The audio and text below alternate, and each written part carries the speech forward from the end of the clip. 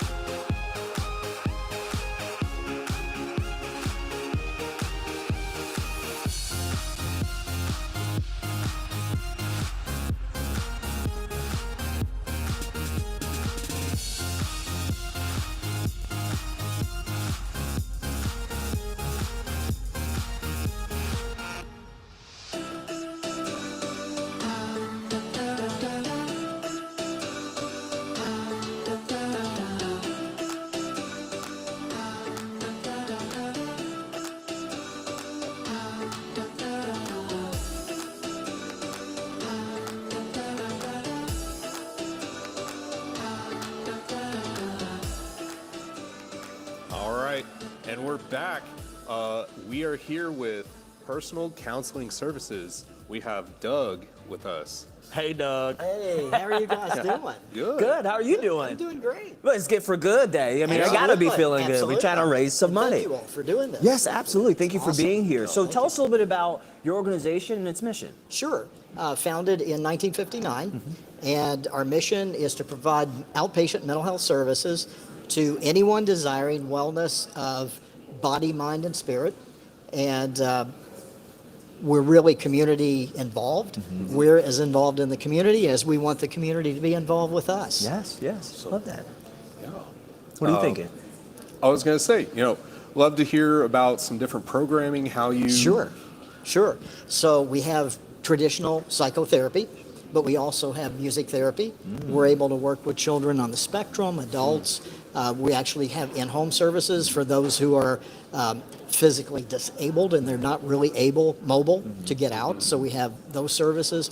We work with 67% of the people that we work with are children and youth. And we pride ourselves on that.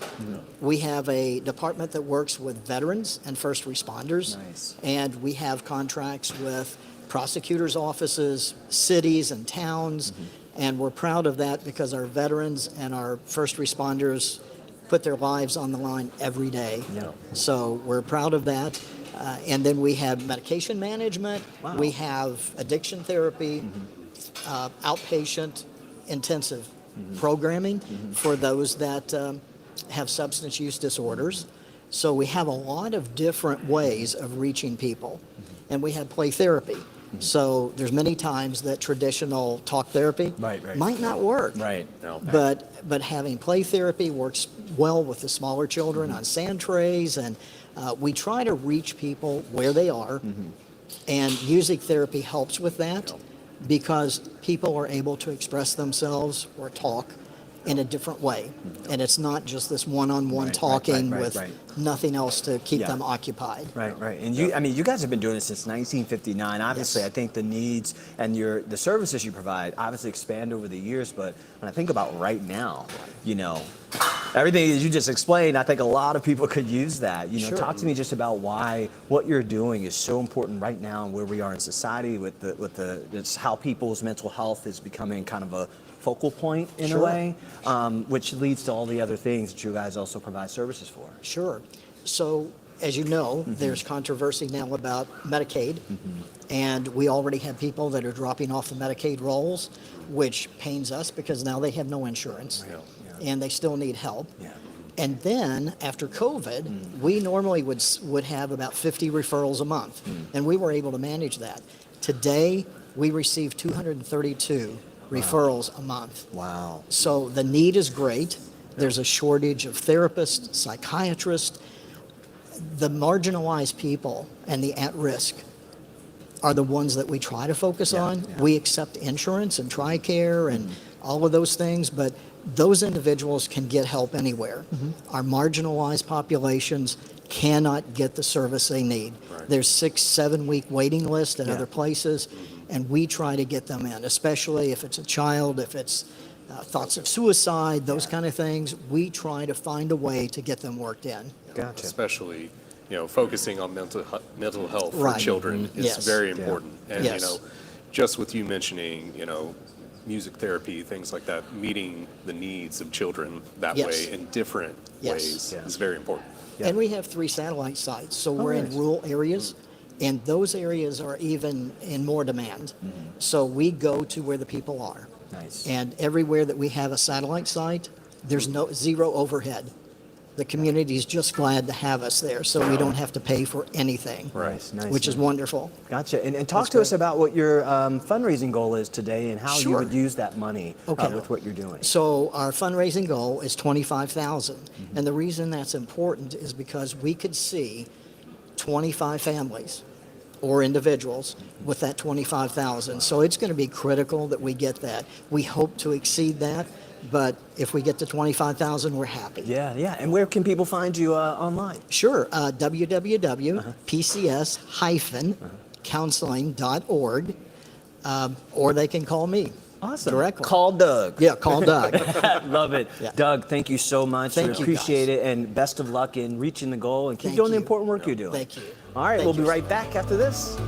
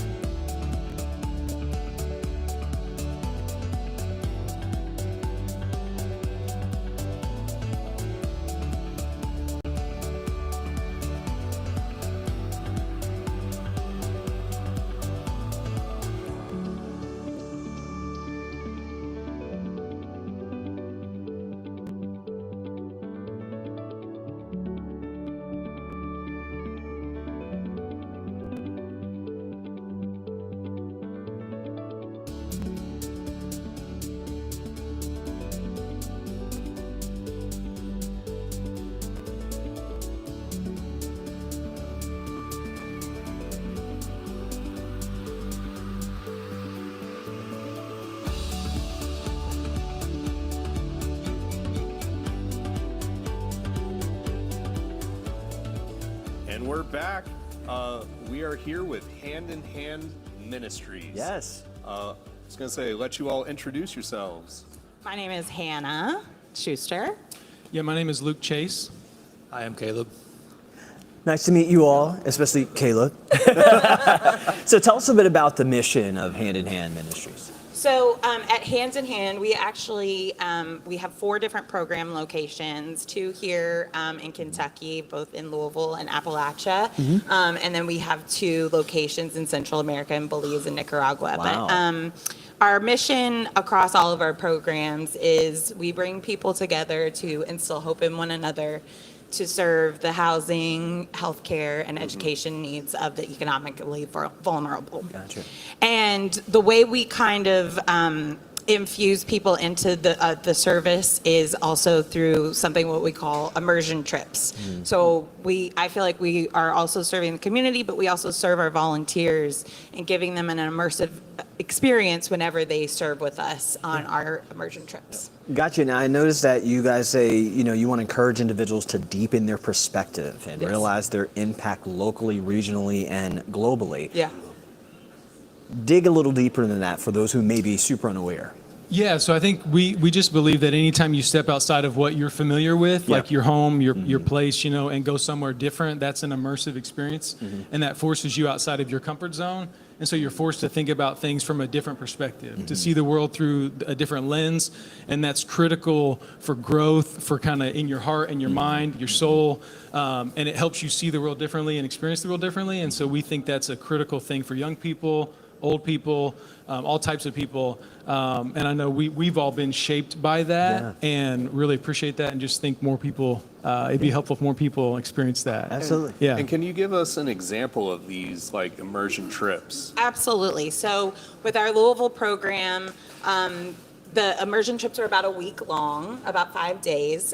We have a retreat center in the Portland neighborhood in West Louisville that sleeps about 18 folks, and they come, they spend a week with us, and we work on a service project. Here in Louisville, we mostly do safety and accessibility projects. So we build a lot of wheelchair ramps. We help with handrails, anything to help people access their home.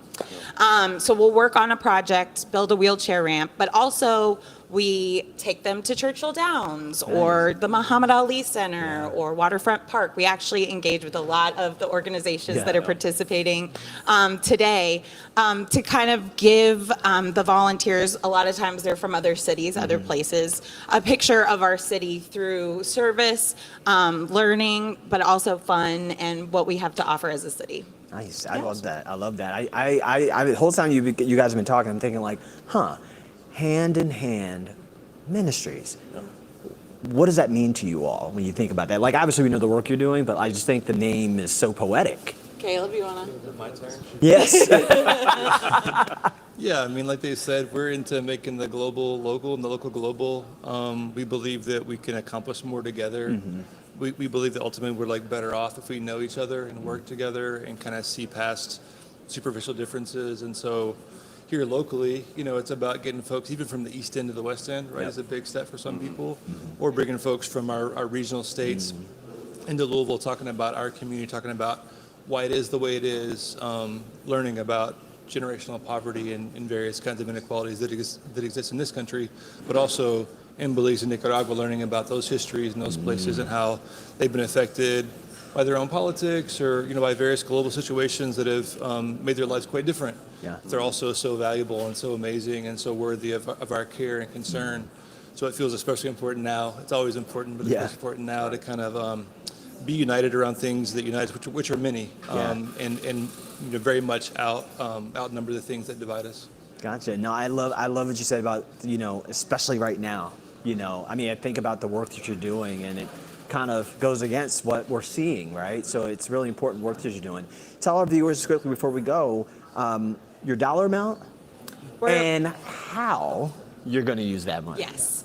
So our goal today is $20,000, and a big way we're going to use that for our Louisville program is to do some much needed renovations for our retreat space in Old Louisville, in West Louisville. Yeah. It's an old building. Yeah, that's what she meant.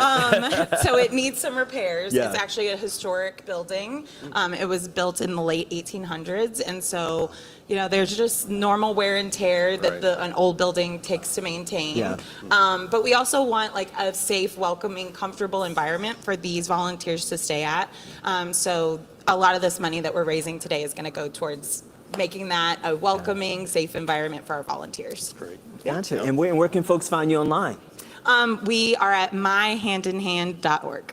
Love it. Yes. Great job. Keep up the good work. 20,000 is the goal. Yep. We need to get it higher. Thank you guys so much. Hand in Hand Ministries. But before we go, Do you guys know that we just went higher on the numbers? What? 5.7 million. Love that. Hand in Hand Ministries, Hannah and crew, thank you so much. We'll be right back. Thank you.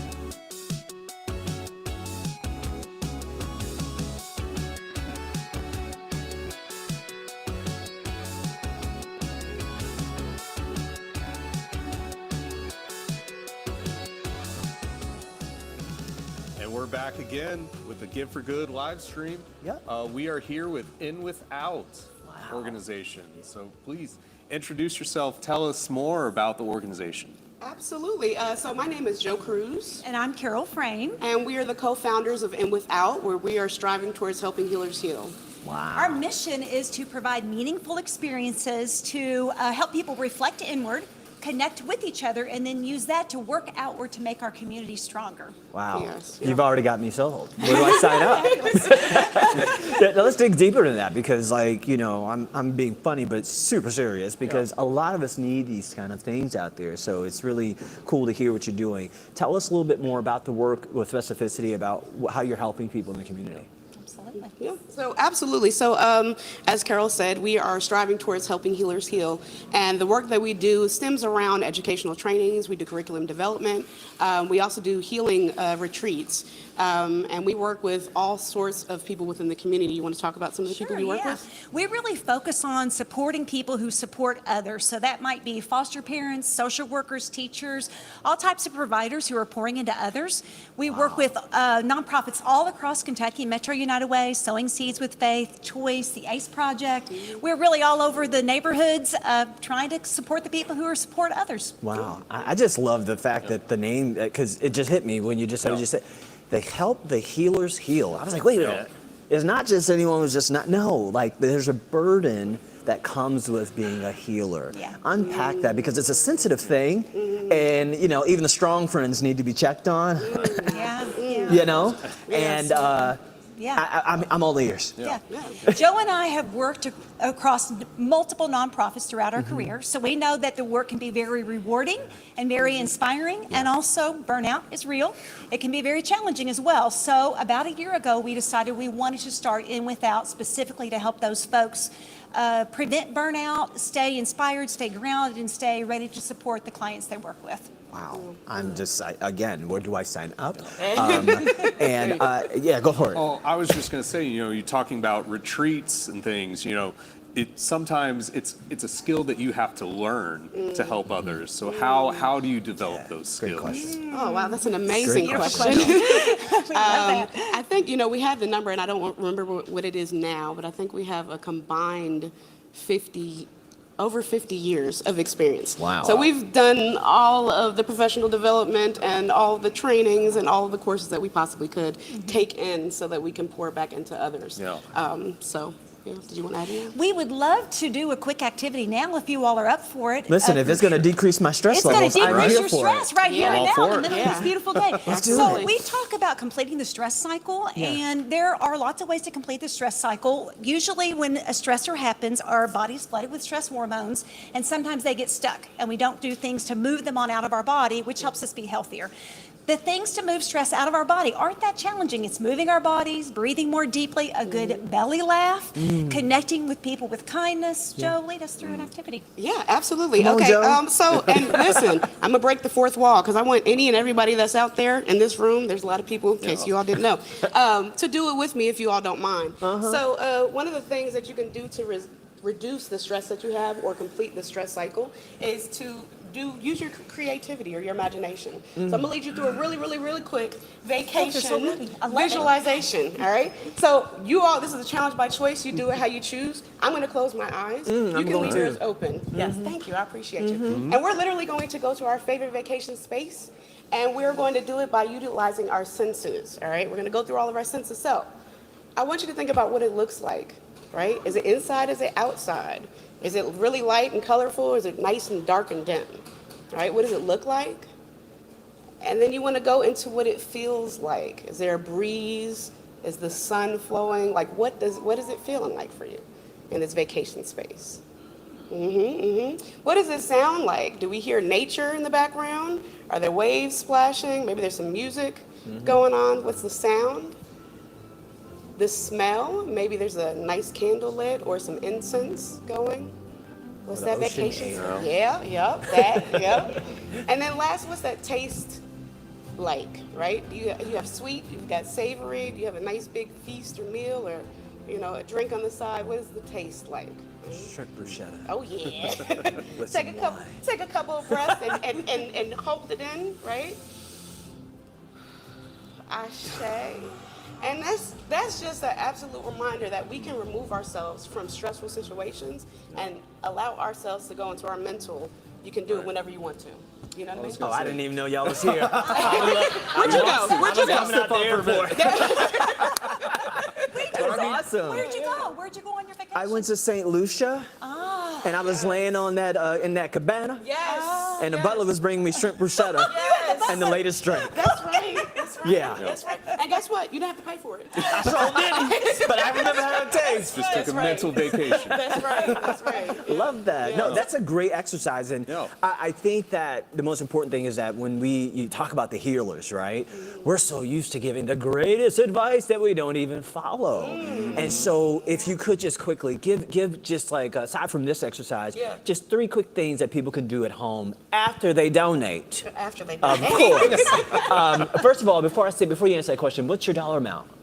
We are going for $1 million, but we'll settle for 10,000. I like the way you think. I like the way you think. You was imagining, like you was closing your eyes.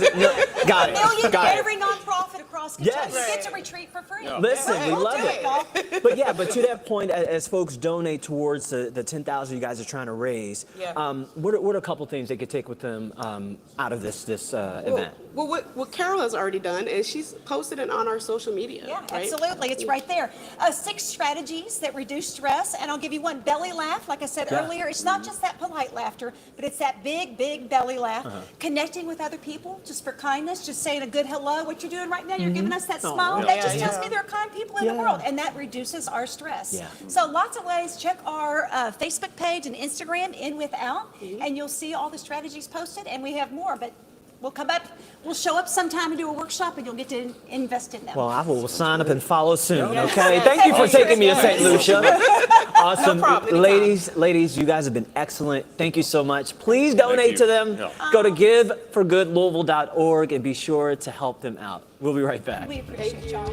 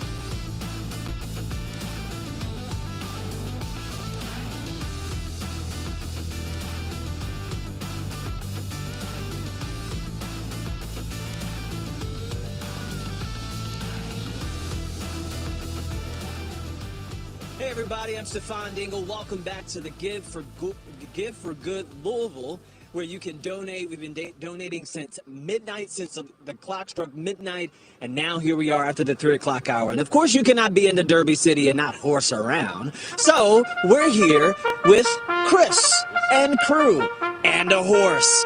It's horse sensing. Tell me a little bit more, introduce yourself and tell me more about your organization. My name is Chris. I'm the education director at Horse Sensing. We're a nonprofit for veterans and individuals in recovery. It's no cost to the participants that come in. And we try to teach them skills needed to work in the saddlebred show barn industry. And at the same time, promote a healthy, sustainable way of life for their future. Gotcha. And when you think about the impact of horse sensing, give our viewers a sense of what is happening with these individuals when they're in your program. Sure. What I've experienced and what a lot of people I think experience is, for those I think that are in recovery, you face some pretty challenging situations, and it's different from treatment facilities where you just go in and you sit in a classroom all day, where you have to work with these beautiful guys. So you kind of get the best of both worlds, and there's a lot of opportunity there and resources for one to experience. Yeah. And I mean, just talking on, the recovery process, that's so hard for a lot of people. I think more people more than people care to admit, a lot of us are touched by it. What is it about the horses that gives someone in recovery that sense of, motivation, hope, that continued accountability for self? The first thing, they're fun to be around. Yeah. They're just fun. Yeah. They're innocent, Yeah. Also, I found that in recovery, you can't be selfish. You learn to be selfless, and then taking care of these beautiful, wonderful guys. Yeah. You really create a bond and a connection with something. A lot of the time, for the first time in recovery, while one is in addiction or alcoholism or whatever they're trying to recover from, we've been focused. I was focused on myself for so long, and others also, that when you get here, you have to focus, not only on yourself, but the horse in order to succeed. Yeah. So that's kind of the first step in the recovery process. Gotcha. And tell me about this beauty you have here named Tucker. Tucker. This is Tucker. I love the hair that's going on. Give us a sense of Tucker, and it's he, or I'm assuming she, he. Okay, I had it right. Give us a sense of his makeup, because they all have personalities. Oh yeah, everyone, absolutely. He is a Rocky Mountain horse. He's over 20 years old. Wow. He loves the attention. He loves it all. Wait till he turns 21. Oh gosh. You don't even tell him nothing. Gotcha. And so tell us about the dollar amount that you guys are trying to raise today. Unfortunately, I don't know what that is. Okay. Just donate a lot of money. Yes. Greatly appreciated. Yeah. But the proceeds do go to fund those that come into the program. There sometimes are a lot of needs that, can be expensive to meet. Yeah. And we have a lot of people come through. So, it goes to many different parts of the process. All right, and where can people find you online if they want to check you out? We have a website. We're at horsesensing.com, and we're also on Facebook in Shelbyville, Kentucky. Nice, nice. All right, Chris, Tucker, and crew, thank you guys so much. And please, if you can donate, go to their website or go to giveforgoodlouisville.org, where you can find their information there. We'll be right back.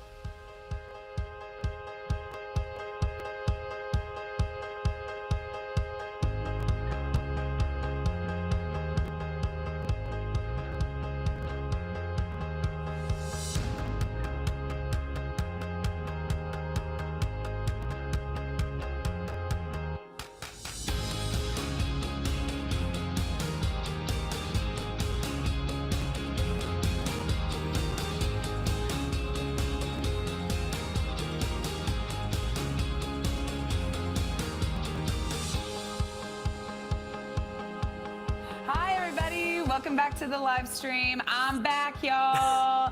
Christina Miller here from Community Foundation of Louisville. And my best friend, thank you for that. And my best friend for the day, Stefan. Boom. Stefan, you have been doing such a fabulous job, by the way. If viewers at home, if you've been watching, let's give a round of applause for Stefan. Thank you. And today we have the pleasure of talking to Randy from Louisville Adaptive Rowing, Inc. Randy, thank you so much for coming on today. Tell us a little bit about your role with Louisville Adaptive Rowing, Inc., and then about your mission. Well, I started with the program in 1996 when Wow. Tori Murden McClure and Susan Rackey approached us. We were coaching the Derby City Mustangs wheelchair basketball team. We used to see them going down Broadway during the Pegasus Parade. Well, they approached us, and we were the first, Tom Stokes and I were the first two adaptive rowers. Wow. So we went to Biata Regatta in Philadelphia, the largest adaptive regatta for individuals with disabilities, and we got gold medals for several years. So then Susan had to go to Cincinnati because she was a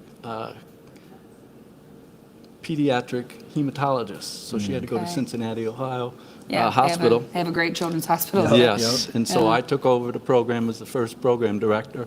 And then I did that for close to 30 years, and then I just turned it over to Scott Cummins, who's the third director. Nice. And why do you think that, this work, obvious, it sounds obvious, but for those who may not know the depth of what you do, why is it so important?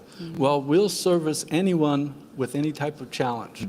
We'll put them on the water, we put them on machines first, and then put them on the water, and if it works out for them, great. It's not for everyone. And we have recreational rowing as well as competitive rowing. Okay. And so therefore, those individuals can do it at their own pace. Now, we have individuals that far and exceed, whether competitively or socially or like, for instance, Oksana Masters, we started when she was in the 7th grade.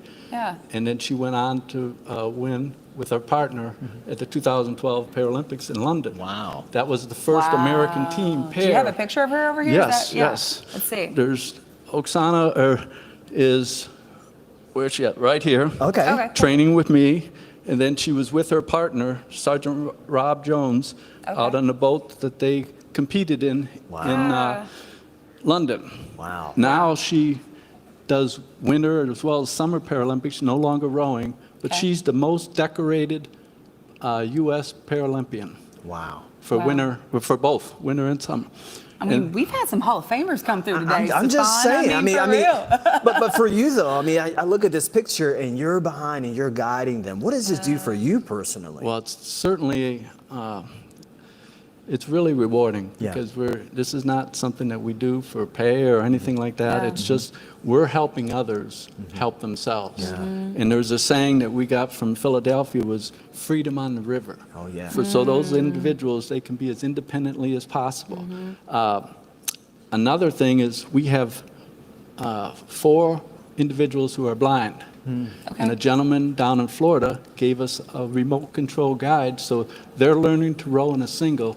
Our goal is to have a race out in front of Waterfront Park of 4 blind rowers rowing by themselves and have a race. Cool. Inclusive access is kind of the theme here. Yeah. I mean, love that. truly, I love that. And can you, for folks at home, how would you define adaptive rowing? I mean, my assumption is, again, that's a perfect example of it. It's like, folks with an impairment or a disability, and then you take the act of rowing and adapt it, right? So That's that they can right. do it? We can adapt it for any needs. Okay. We have, for instance, we have Jenny here, right there in the center. She now, she's affected in all 4 extremities. She now coordinated our program doing this Give for Good this year. This is the very first time we've ever done it.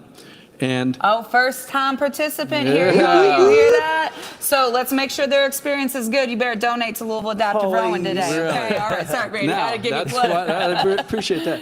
Now, our rowers are not just athletic individuals. Yeah. They go out and do, so we have 2 accomplished authors, Yep. Jenny Smith and Oksana Masters.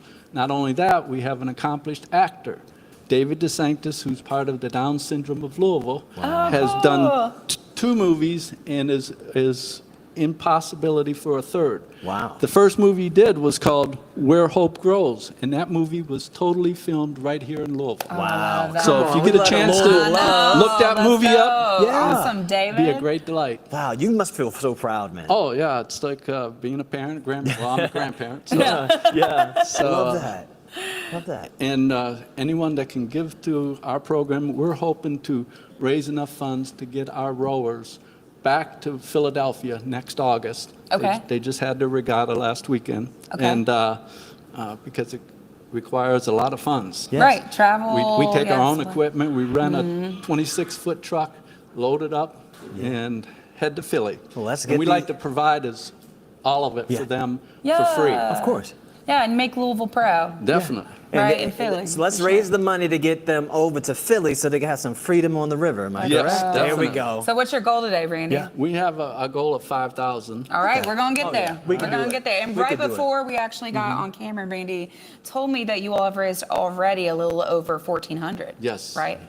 We get So we're on our way up, y'all. Okay. Thank you very much, Louisville. Yes. No. Is there anything else, Randy, that you would like for the viewers at home to know about Louisville Adaptive Rowing? Well, we row out of Waterfront Park. Okay. Our boathouse is next door to U of L Women's Rowing. Oh, Nice, okay. right, yeah. We're in the yellow parking lot. Yeah. Yeah. And anyone is interested in coming out and trying us, Yeah. we row from 8 o'clock to about noon on Saturday mornings. And Okay. we'll be ending about the end of October. Wow. Okay, y'all hear that at home? If y'all want to go and row on the Ohio, okay, and especially be with Randy here who will guide you the whole way, check them out down at the Waterfront Park on Saturdays from 8 a.m. to noon. Thank you so much, Randy. Make sure to go to giveforgoodlouisville.org and donate to Louisville Adaptive Rowing. And Randy, actually, we just got Breaking news. Breaking news. Breaking news. Breaking news. We just hit $6 million. Let's go! How about Randy? Let's send these folks to the freedom on the river. Randy. I just want to get Yeah, clarification. sure. That's not $6 million for. No, 6 million. No, that's $6 million altogether. He said That he would be tried really there. cool, He Randy. tried there. That would be really cool. No, yeah. Randy, thank you so much. Thank I you, appreciate Randy. it. Thank you. Oh, get out, Randy.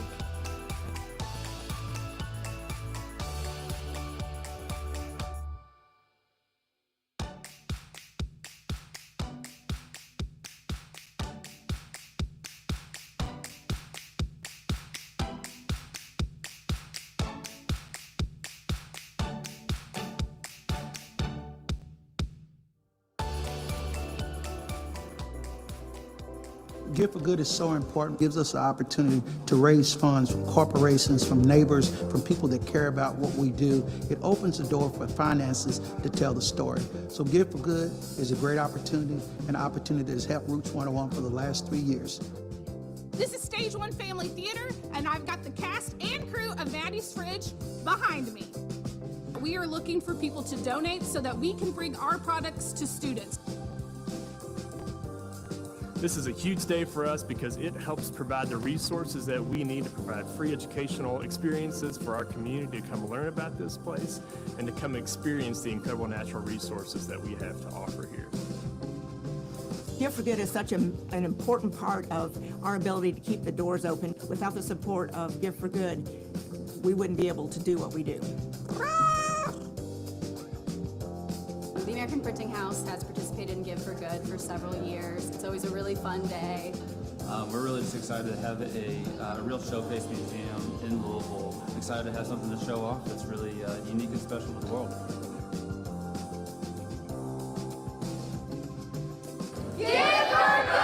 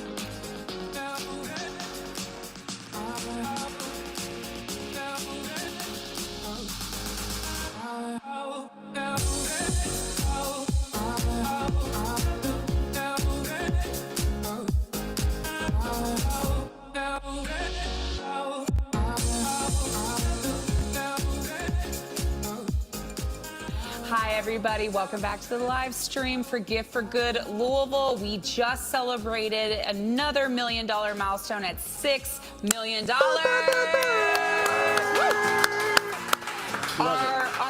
Our goal, well, our record, I should say, is 9.9 mil. So we're inching closer and closer. We and need closer. 10. Yeah, We need 10. we gonna get 10 this year. And to start it off, we have the lovely ladies from Horses Offering Opportunities for the Future, Inc. Valerie and Leslie, you can donate to them and help us get to that 10 mil today. Ladies, tell us a little bit about yourselves, your role, and of course, the great work that you do. Well, I am currently the president of Horses Offering Opportunities for the Future. We love it. And this is Leslie Lloyd. She is our director of our summer academies. Okay, cool. And she is also on our board. Nice. But we have a all-volunteer board. There's absolutely no paid employees. Wow. And we have the tagline from a quote from Winston Churchill, "There's something about the outside of a horse that is good for the inside of a man." And that's sort of the springboard for our mission statement. Wow, that's awesome. That's I love awesome. Now, talk to me just about, the sense of the work that you do, the range of the young people that you're working with through, this, I would call it horse therapy. Yes. And explain the impact it has on them. Well, we take disadvantaged, at-risk, and emotionally challenged young people from the ages of 9 to 18, and we connect them to the healing power of horses, and we let horses work their magic. I love You know, that. most people think horses, especially in Kentucky, are fast and furious, but they are gentle soulmates, and they can touch the human spirit in ways that other people cannot.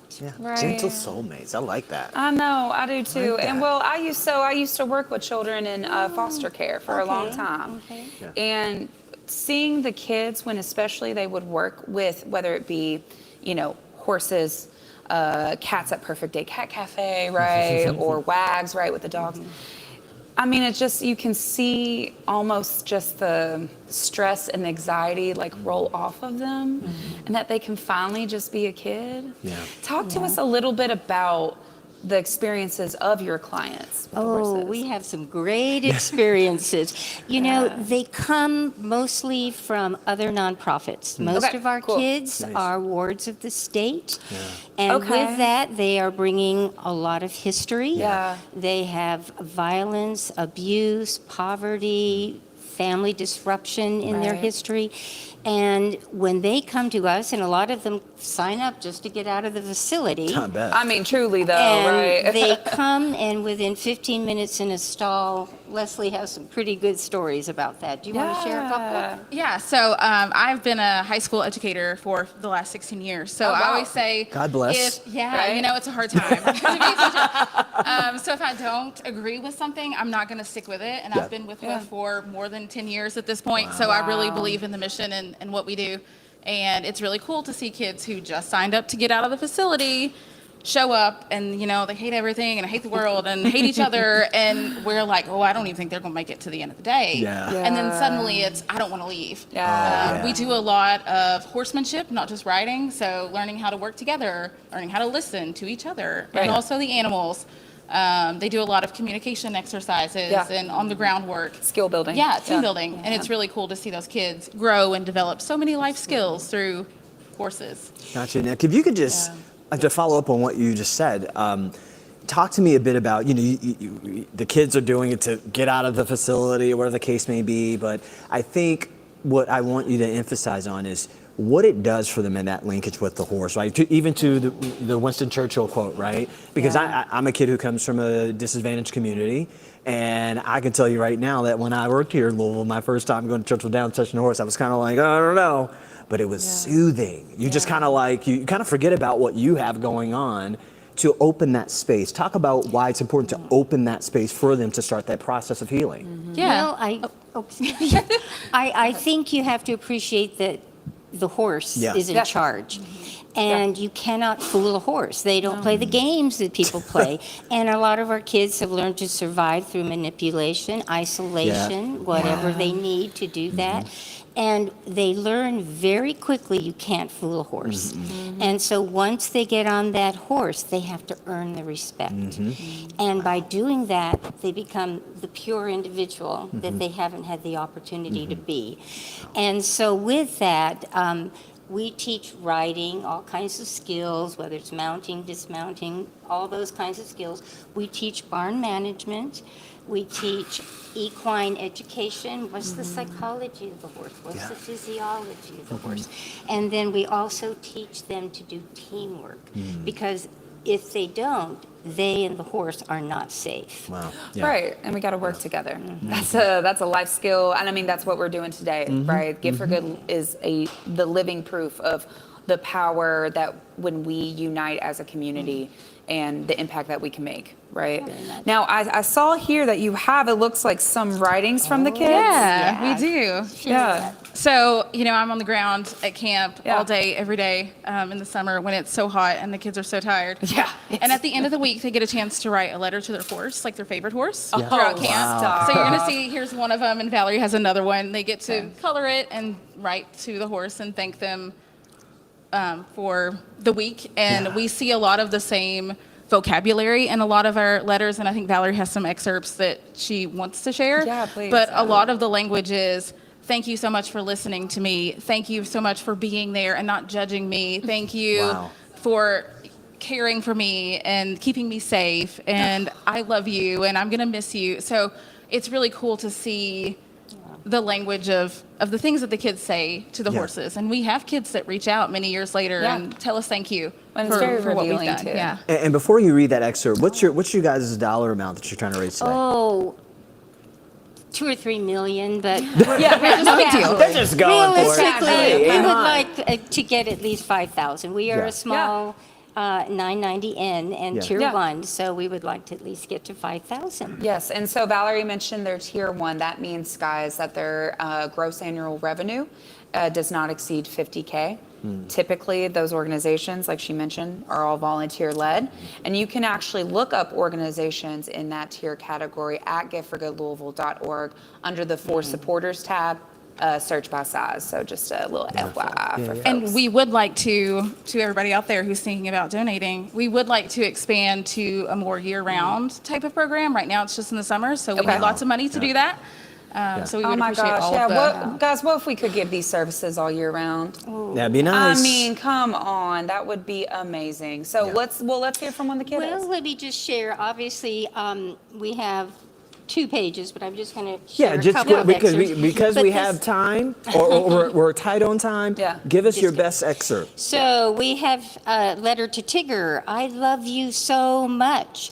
I know we have bonded very well. You are a very big part of my heart, and I usually almost never give that out. Wow. You were so therapeutic to me. I could come and talk to you about my problems all day. You're kind of like my therapist. Wow. I was thinking about negative things that hurt me, and you would put your head around me and comfort me. Wow. I love that you could sense how I felt and would be there for me. I trusted a 1,500-pound horse that could easily kill me, and I'm 250 pounds. You respected me so much. Yeah. I have a very stressful life, but when I come here and go to you, it all goes away and puts my heart in a warm spot. Wow. Thank you so much for how you were to me. And it goes Well, on and on. you don't need anything else. If you need anything else beyond that to donate, I don't know what to tell you. And again, guys, go to giftforgoodlouisville.org today and donate to the Horses Offering Opportunities for the Future, because they are offering these children opportunities, guys. Thank you so much Thank for you the so work. much, ladies. Thank you so much. Yes, thank you. Yes.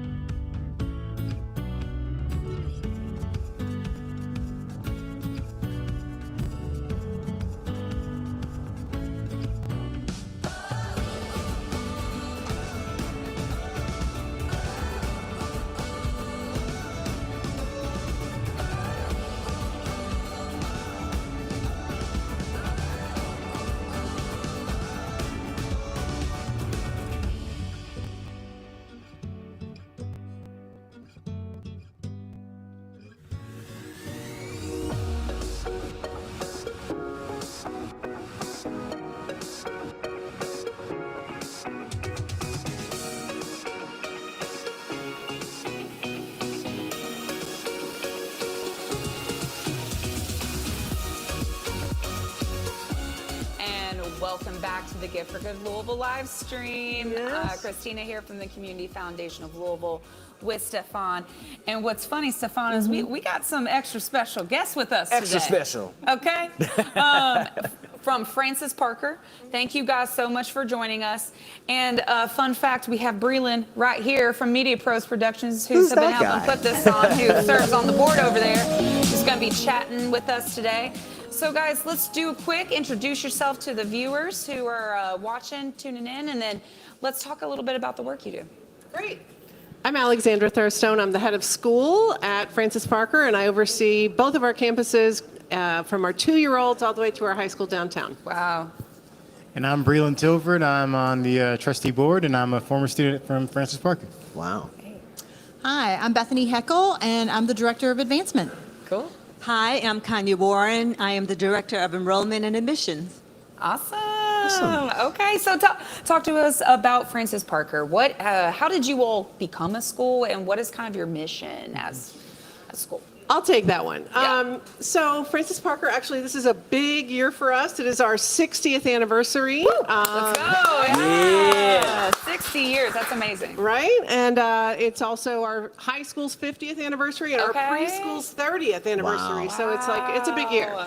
So our mission is that we cultivate a joyful, compassionate, intellectual community that celebrates individuality and inspires independent thinking for life. So I think, at Francis Parker, students can find the absolute best education available in this country, and in a very inclusive, welcoming, friendly environment, where every student is seen and affirmed for who they are. There's no one type of student that is a good Francis Parker student.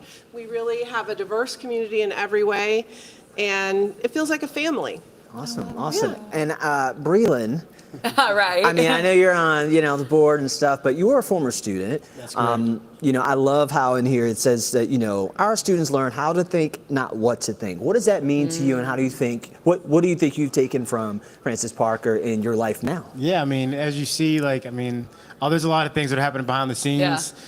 Cables, cameras, monitors that all connect together. Yeah. And, I have to give it to Francis Parker. I'll never forget when I was asked, what do I want to do when I, grow up to go to interview with the school. And the first thing I said was, I want to be a director. And I never knew what that meant. Nice. But they had the tools for me to do that. And so for me to be able to kind of learn that world and understand it at a young age allowed me to kind of create something where we're sitting in and everyone's connected to today. So it's cool. I just awesome. love that so That's much. awesome. But I mean, look at you. What would you think that your, teenage self at Francis Parker would think of the adult Breland now? I mean, what do you think? That's Well, what do you think? No, that is a great question. No, for real. What seeing Breland grow up like this? I think Breland, like most teenagers, wasn't entirely sure of himself at that time, right?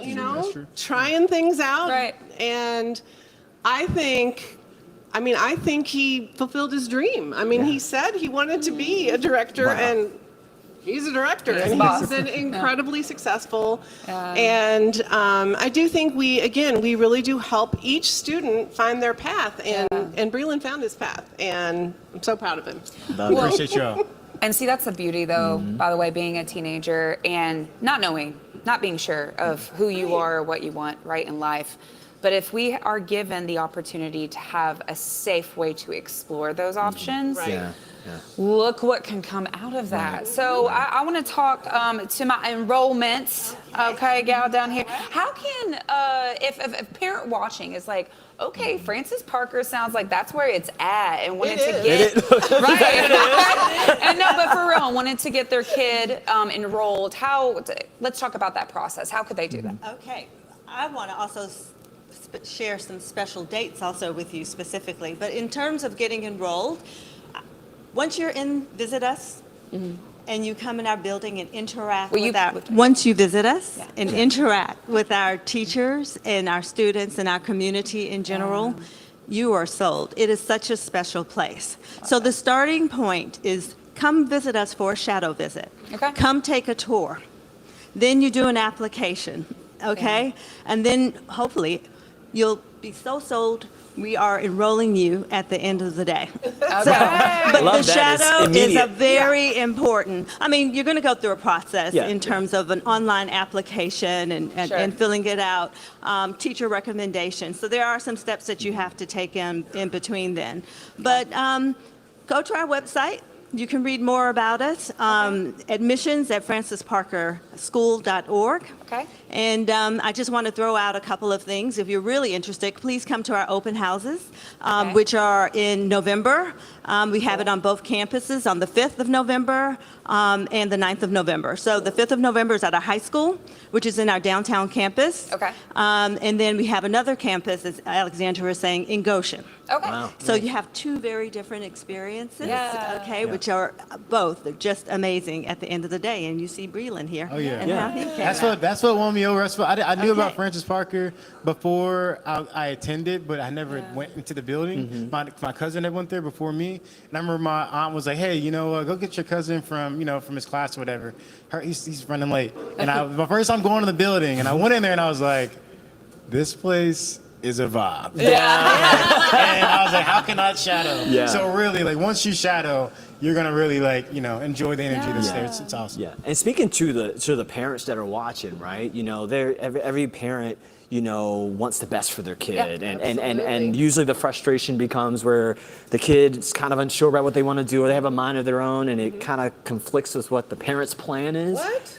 I know, right? Imagine that.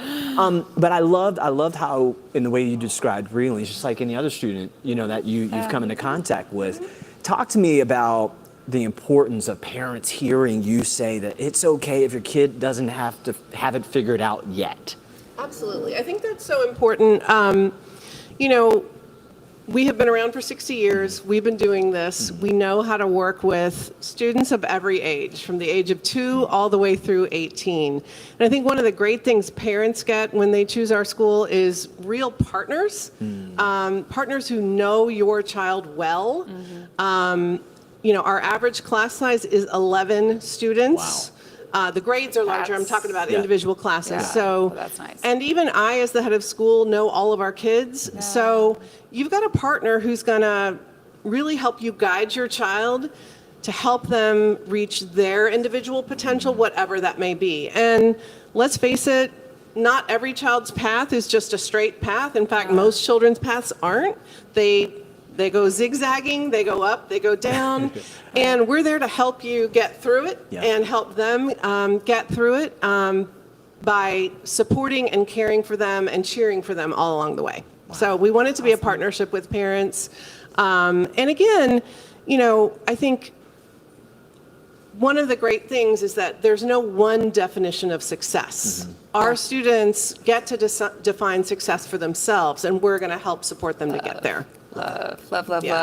So what is your all's goal today? How can people donate to you? So our goal is $30,000 or more. More. There is no ceiling. Right. And they can visit us on the Give for Good platform. Yep. And search Francis Parker. many of our families, if you're out there watching, we've been passing out QR codes and treats to hopefully entice you to give today. So pull out those QR codes and give today. Awesome. Right. Thank you guys so much for jumping on. Thank you. Appreciate it. Awesome.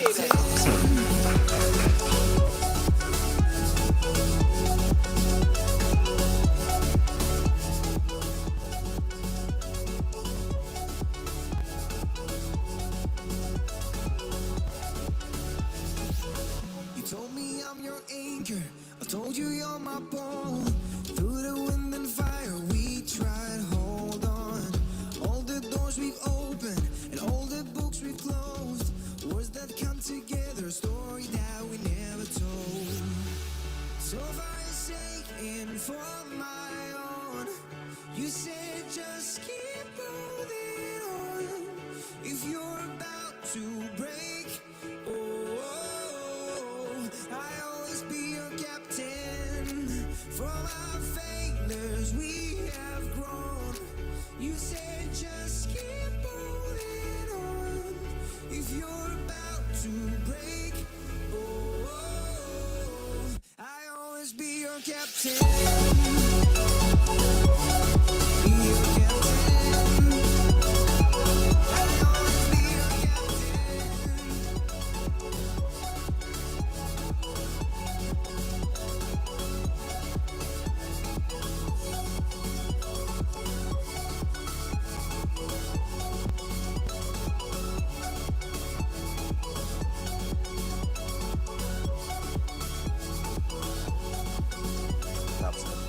Hey there, welcome back. I'm here with my partner in crime, in donating crime, that is. Yes, it is. Christina, for Give for Good Louisville. We've had an excellent day. I mean, it's been just incredible. Yeah. We've seen tens of thousands of people already donate at giveforgoodlouisville.org. Listen, Let's keep it going. We're going to keep it going with Ruben, who is from the Boys and Girls Club. My friend, if you could introduce yourself and tell us a little bit about the mission with Boys and Girls Club. Yeah, my name is Ruben Nieto. I'm the Vice President of Resource Development.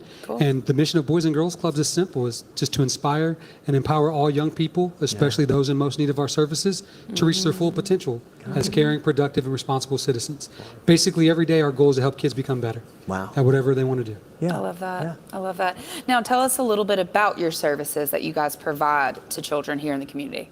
Yeah, but we provide a world-class after-school program and summer camp opportunity for our kids. Okay. Our goal is to make sure we have destination places that our young people enjoy going, to have fun in a safe environment around caring professional adults. That's our goal. And then we get them out and to do cool stuff, some experiences, workforce development, all the things they're going to need to be future ready. Because Louisville needs club kids. Listen, love that. It's already got the tagline ready. Talk to me about why that's so important, though, right? We know, young people kind of getting a bad rap or a good rap, or depending on which part of town you might be in. But overall, there's a need there. So the work that you're doing in many other organizations, why is it important for what the mission of Boys and Girls Club is? Yeah, I think the way that we entertain young people and allow young people to come in and be genuine, to be themselves, is important inside of our walls, right? They come in, they get to be themselves, get to experience some great things with Boys and Girls Clubs, and they get to do it around people who have been in their shoes before, right? People like myself, I'm a club kid. Yeah, relatability. Right? I grew up in the club, right? I've been 15 years working in clubs. I understand their walk and their journey, right? So our goal is to relate to them and allow them to see something different than what they're seeing, what you talk about, the youth violence and things that are happening to young people. If they don't see something different, they'll never even know it's there. Our job is to give Picasso the paintbrush for the first time. Oh man, this guy's coming with the one-liners. That's our job. I mean, just donate on that. Yeah. Goodness. Just drop the money right in the right right in there. Speaking of that, what's your goal? What's your goal for today? Yeah, our goal today is $35,000. Of course, we obviously would love to have more than that, but we know the impact from that $35,000 is going to go to make sure our young kids have access to academic success and recovery opportunities, healthy lifestyles, and career and leadership opportunities. Our goal is to make sure our young people leave us ready to take on the next challenge, whether that's college, career, or some sort of specific training, right? So, Ruben, when I used to work with kids in residential treatment, one of the things that I would tell them is like, look, while you're living here, we're going to work on healing, we're going to work on some skill building, because at the end of the day, I can't control what, and neither can you, what happens when you go out those doors. That's right. Life comes at us all kinds of ways, but it's how we cope with it, and it's the support systems we have around us, right, that help us move through those moments. So you said you're a club kid. Talk to me a little bit about that support system and how that follows you to today. Well, I'll tell you what. I mean, I grew up in Gary, Indiana, just outside Chicago, in government housing, and they took a duplex and they tore the wall down of the duplex and put some game tables in there. So we had a pool table, we had an air hockey table, some video games, and that was my first introduction to Boys and Girls Clubs. And being in an environment similar to our clubs in the West End, where we know there's a wealth of youth violence, adult violence, gang culture, drugs, and whatnot, that was a safe place that we could go to, that we knew that if we had an issue, we could talk to someone. We're getting a meal. Right, it's always a warm meal. It's always a friendly environment, and it's a place where I can go and achieve anything I want to. Right, I call it taking off the mask. I didn't have to wear this mask to be a tough guy at the club. I could just be myself. If that's a nerdy kid who wants to play Legos, I can be a nerdy kid who wants to play Legos. Nobody's gonna make fun of you. Nobody's gonna make fun of me. I can do what I want. But it just allowed me to be me, and it showed me that there are people out there that care about young people, and that's what we really want to get across. There's so many people in this community, seeing them sitting in this seat today, that care about young people in our community, and we want to make sure that our young people see that, and they carry that on into their life. They can now go be that person that other people are looking up to. Gotcha. And that's like a theme, honestly, that, because we have had a few youth organizations, right, come through today. And a theme that I'm getting is from all of their clients, when they talk about that testimony, I feel seen, I feel heard. Even Louisville Youth Philanthropy Council, when the kids were on, earlier today. They're demanding in it. But you know what I mean? I think that's the lesson for our viewers at home, is that we need to listen to the children. Just because your kid don't mean that you haven't had some lived experiences. Yeah. Just because your child doesn't mean that you don't have wisdom. You know, we can learn something from our children. We really can. Yeah, and oftentimes life is happening so fast for our parents and our community Right. that that's the last thing they get to is the child's voice. Yeah. Where we put that, that's first for us, right? Yeah. I love Is we that. let our kids dictate what happens inside the clubs to some extent. They get that sense of power and influence to dictate what they do. And that keeps them coming back. That keeps their friends coming. Keeps them engaged when they feel like they're that connected. Yeah. Wow. Well, Neil, excuse me, Ruben just read something differently. My apologies. It's okay. You can call me anything you want as long as you donate. Down below. Donate Just to down Boys below. and Just Girls donate. Club. Call me whatever you want. I don't care. Well, I just love how rewarding this it seems like it's been for you Yeah. because you're Yeah. a club kid and you're helping other kids. Yeah, I make love that. sure that you guys go to. Let me ask first: where can they find more information about Boys and Girls Club Yeah, if they of want Kentucky services. NA? Yeah, come to our website. It's www.bgcky.org. Facebook, Instagram, Right. LinkedIn. We're on all the platforms. Come and check us out. I'd love to give you a tour of our facility, show you what we're doing.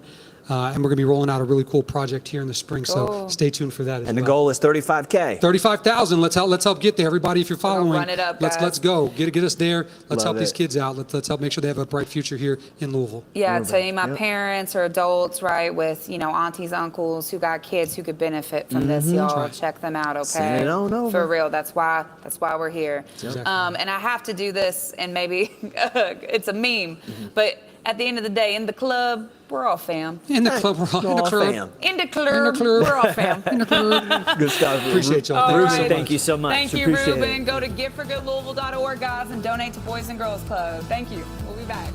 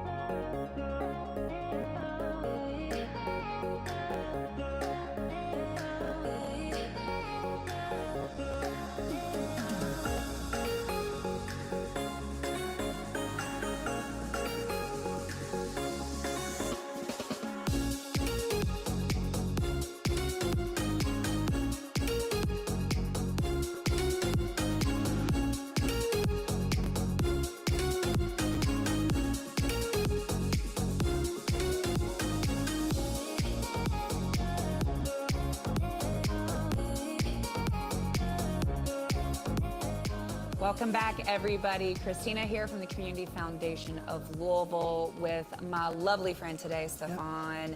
We are with St. James Episcopal Church because, fun fact, okay, Give for Good Louisville just ain't for, like nonprofit organizations. We all got all different types of organizations, including religious institutions like St. James Episcopal Church. We got Annie and Reverend Debbie right here. Ladies, how about you introduce yourself to the viewers and tell us a little bit about your ministry? I'm Reverend Debbie Daler. I'm from here. Obviously, I've been here for 2.5 years, so I'm just learning a lot about Louisville and this program. This is a really awesome program. And this is? My name is Annie. And St. James is a really, really important part of our community in Pewee Valley and Crestwood in that area. We partner with other churches to do things like collect food for the mission house, and we participate in Laundry Love, and we do a lot of outreachy things for our community.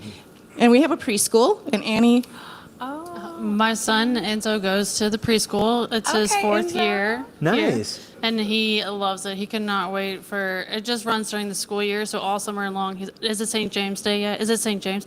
When can I go to St. James?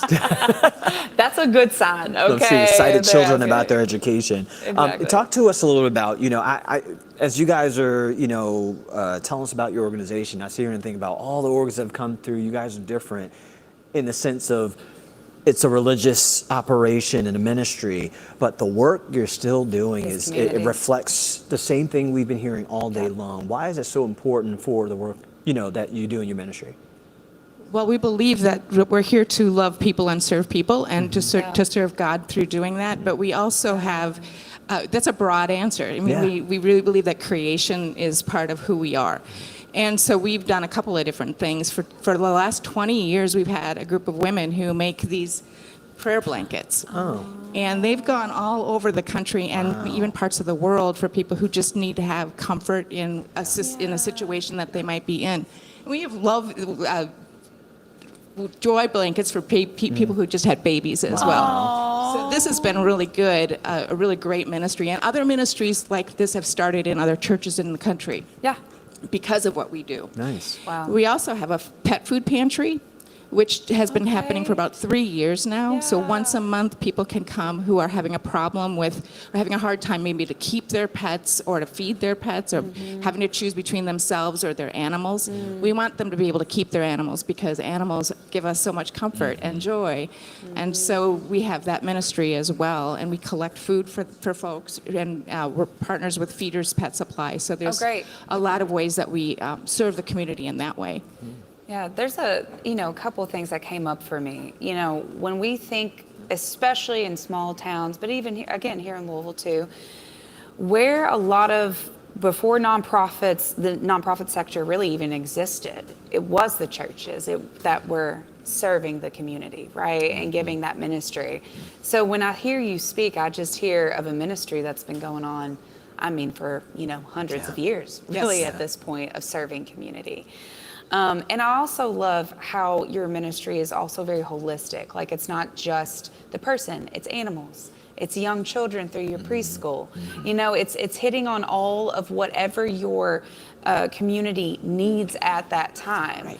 So talk to us about that relationship that you all have with your community. And you said Crestwood, right? And remind me again, the Pewee Valley. And Pewee Valley, Do you all have, community committees, or how do you all kind of go about that? So there's an organization called South Oldham Interchurch Council. So a number of the churches get together, have lay people generally who work with things. So the Mission House is a new food pantry that we have in Crestwood. So all of us support that in a certain way. Cool. We work with the Barry Stess food baskets at the holiday times. Okay. I guess one of the things I do want to say is that it comes from a place of faith, and it comes from recognizing that who we are as people of God, that we can go out and we can help the community, because that's what Jesus taught us to do, is to help the people who have less, who are less fortunate, recognizing our own abundance and being able to share in that abundance. And what's your dollar goal today of what you're trying to fundraise? We were trying to raise $5,000. $5,000. All right, speaking of abundance, Let's go. y'all, Look, let's okay? sow those seeds Yes. of faith into this ministry. Yes. Thank you guys so much. We really appreciate the work you're doing. And where can they find more information aside from on the Gift for Good Louisville website? Our website is stjamespw.org. Cool. Awesome. Well, Yeah, ladies, there's thank lots you. there. Thanks for having us. Thank you We so really much, and God bless you guys. Yeah, Really thank happy you, to- Reverend Yeah. Debbie. Thank you, Annie. I hope today goes great, y'all. Go donate Yes, right do now. it. GiveForGoodLouisville.org to St. James Episcopal Church. We'll be back.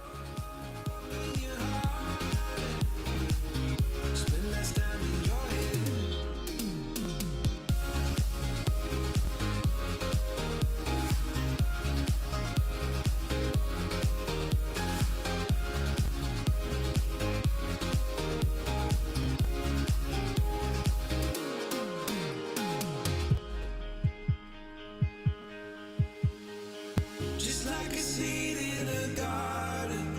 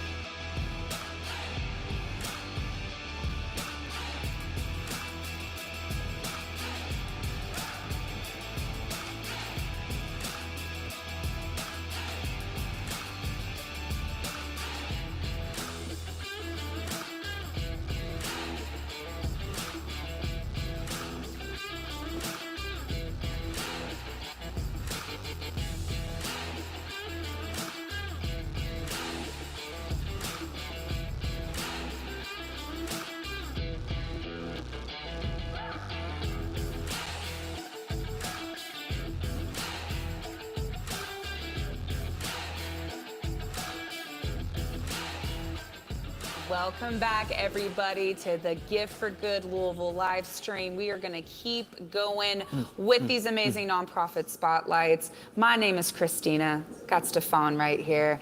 And Stefan, tell me, before we get to Mike and Kathleen from Have a Heart Clinic, they brought us special friends. Is there a heart in the house tonight? Is there a heart in the house tonight? There's a heart in the house tonight. Let's see it. Let's see there it. There we go. It's pumping. It's pumping. It's pumping. It's pumping. And it's saying give. Pump it up. Pump it up. I love it. Pump it up. Yeah. Let's get it. Now our hearts are really pumping. I mean, yeah, no, that got my heart race going. My heart is pumping. Yeah. The heart rate is up. The heart readings are up. Well, good. Well, after this lovely, hearty introduction, please introduce yourself and give us the mission of your organization. Yes. So I'm Mike Imbergia. I'm a cardiologist and one of the founders and medical director of the Have a Heart Clinic, which is a non-for-profit cardiovascular clinic here in Louisville. Yep. And this is Kathleen. Hi, I'm Kathleen. I'm a registered nurse, and I have worked at the clinic for a couple years now. I've done nursing things, but now I do mainly their social media on Give for Good Day. Awesome. Right. I mean, it's a big day of giving, too, online on social. So make sure to use that hashtag Give for Good Lou. You can look that up. Yep. Now, Kathleen, Mike, I have, maybe this might be TMI, but I have cardiovascular, disease history in my family. My father had to have, like a pacemaker put in. No joke, close to Gift for Good a few years back now. So tell me about if somebody was looking for your services, what kind of folks are you serving? What does that look like? How can they get connected with you all? So I'm going to start out with a long answer, but... No, we got time. We want to listen. How long or how healthy somebody lives really shouldn't be dependent upon their race, where they live, or their income. But unfortunately, in our country, that matters. Yeah. And it's going to get worse with the funding cuts. And so they predict that in Kentucky, the uninsured rate will go up 5%. And so we're there to provide care for those people that don't, regardless of their income, whether they have insurance or not. We just provide access to everybody equally. Gotcha. What does it mean to you, understanding where we are in our country right now, what could come, what people are stressed about right now who need critical services? What does it mean to you to know that just with your organization, what you're doing, you're just a small little part of like a bigger problem? What does it mean to you to show up in this way for this community? Yeah, it's an incredible feeling to be part of it. And every day we see people that were seen somewhere else but couldn't continue to go there, didn't have access to care. And so it just gives you, it's a sense of fulfillment that you're providing care to people that don't have access and trying to help them lead a healthier, happier life. Wow, I mean, everybody wants the same thing. Yes. Right. Yes. We all want to feel safe in our communities. We all want to be able to be healthy, and when we're not healthy, to not be afraid to go to the doctor. I mean, that's a reality, right? Unfortunately, in our country, like even myself, I'm like, man, I don't want to have to go pay a bill for an x-ray right now that my insurance is only going to cover so much of. So it's just like that stress is in my opinion quite unfair, because I do at least personally believe that healthcare is a right. We all deserve access to affordable and meaningful healthcare as well. So talk to us a little bit about your clients' experiences. Has there ever been a client that you've ever worked with that's just you've seen go through your services and then just excel, like their lives have improved? Yeah, I mean, we definitely have a lot of patients like that. I can say, kind of piggybacking off a little bit of what you said, I was in the hospital recently a couple months ago, and it's terrifying. It's terrifying to be in the hospital, and we have patients who, we're basically just trying to be that little person that kind of walks them through this really scary, terrifying time in their lives. And this is coming from an RN, by the way. And that's what, that's what's, I can't even imagine some of our patients, because I'm a nurse, Dr. Imbergia is a doctor, and it's scary for us. So, and when you're trying to navigate this healthcare system that doesn't make sense to people who work in it. Yeah. You know, and a lot of our patients don't speak English. And Yeah. so now they're trying to navigate this system and they don't even speak the language. And so we have a lot of patients who are just, you know, really grateful for what we do and seeing them come back time and time again and, like you say, flourish and knowing, you know, a lot of our patients don't know, Dr. Ambrosia talked about this a little bit, they don't know that our services are free necessarily, and they don't understand that, and so you're scared going into this thing, oh my gosh, I'm gonna have this bill, I'm gonna have to pay all this stuff, and no, it's free, like we are here to take care of you. And so as they start to learn that, they start to let go and just like, hey, these guys are here to take care of me, and it's just really cool to see that. Yeah, and obviously, you know, my wife's a nurse, so I already understand the whole stilo, and bedside manners and just that compassion is so important. Yeah. But for you, Doc, when you hear, you know, a nurse say this, right, and she was just in there a couple months ago, how important is it that empathy and compassion, right? Because we can talk about the bills and the services needed, but it really is the empathy and the compassion that I feel most people don't receive when they're entering a facility that could save their life or keep their heart pumping. Yeah. That's an incredible point. And, you know, we have a number of medical students that volunteer in the clinic, and we have a ton of people that volunteer, and they're there just because they want to help. Yeah. Wow. But I tell the medical students all the time that you can be an average physician or you can be an exceptional physician, and the difference is caring. Yeah. If you care, you will be exceptional. And we spend a lot of time with the patients. We have a ton of ancillary staff to help them. These patients have been neglected, treated poorly, discriminated against, and gaining that trust back takes time. Yeah, it does. And so that's our biggest focus. And, you know, we love people to donate, but what's probably more important for me is that people out there realize that there are places to go to get care, that you don't have to go bankrupt, you don't have to worry about being able to pay rent or buy food, that there's places to go to get care. Wow. And that's another aspect about Give for Good that I love, because guys, even though we're driving donations today, so make sure you go donate to Have a Heart Clinic if this is speaking to you. But also, after the giving day, your all's profile will stay up all year long until we kind of restart and register new orgs in June of 2026. But you can find, if you are in need of help or looking for a specific service, you can go to giveforgoodlouisville.org any time of the year and be able to search up by cause, category, kind of what you're looking for, to be able to get connected to folks like Have a Heart Clinic. So is there any goals that you have for today for fundraising or anything like that? Well, our goal is 40,000. Let's go. Yes. We're going to do it. Hey, small price to pay to keep the heart pumping. Yes, yes, yes. And just as you say that, we got to just intro the heart, because we just trying to tug at your heart to help save the heart. You know, you just got to get the beat. Let's go. Come on, let's pump it up, pump it up, pump it up. Yeah, you just take your time. Let that do the pumping. All right, thank you guys. I appreciate it. Clinic, guys, right now. Go to giveforgoodlouisville.org. Run it up.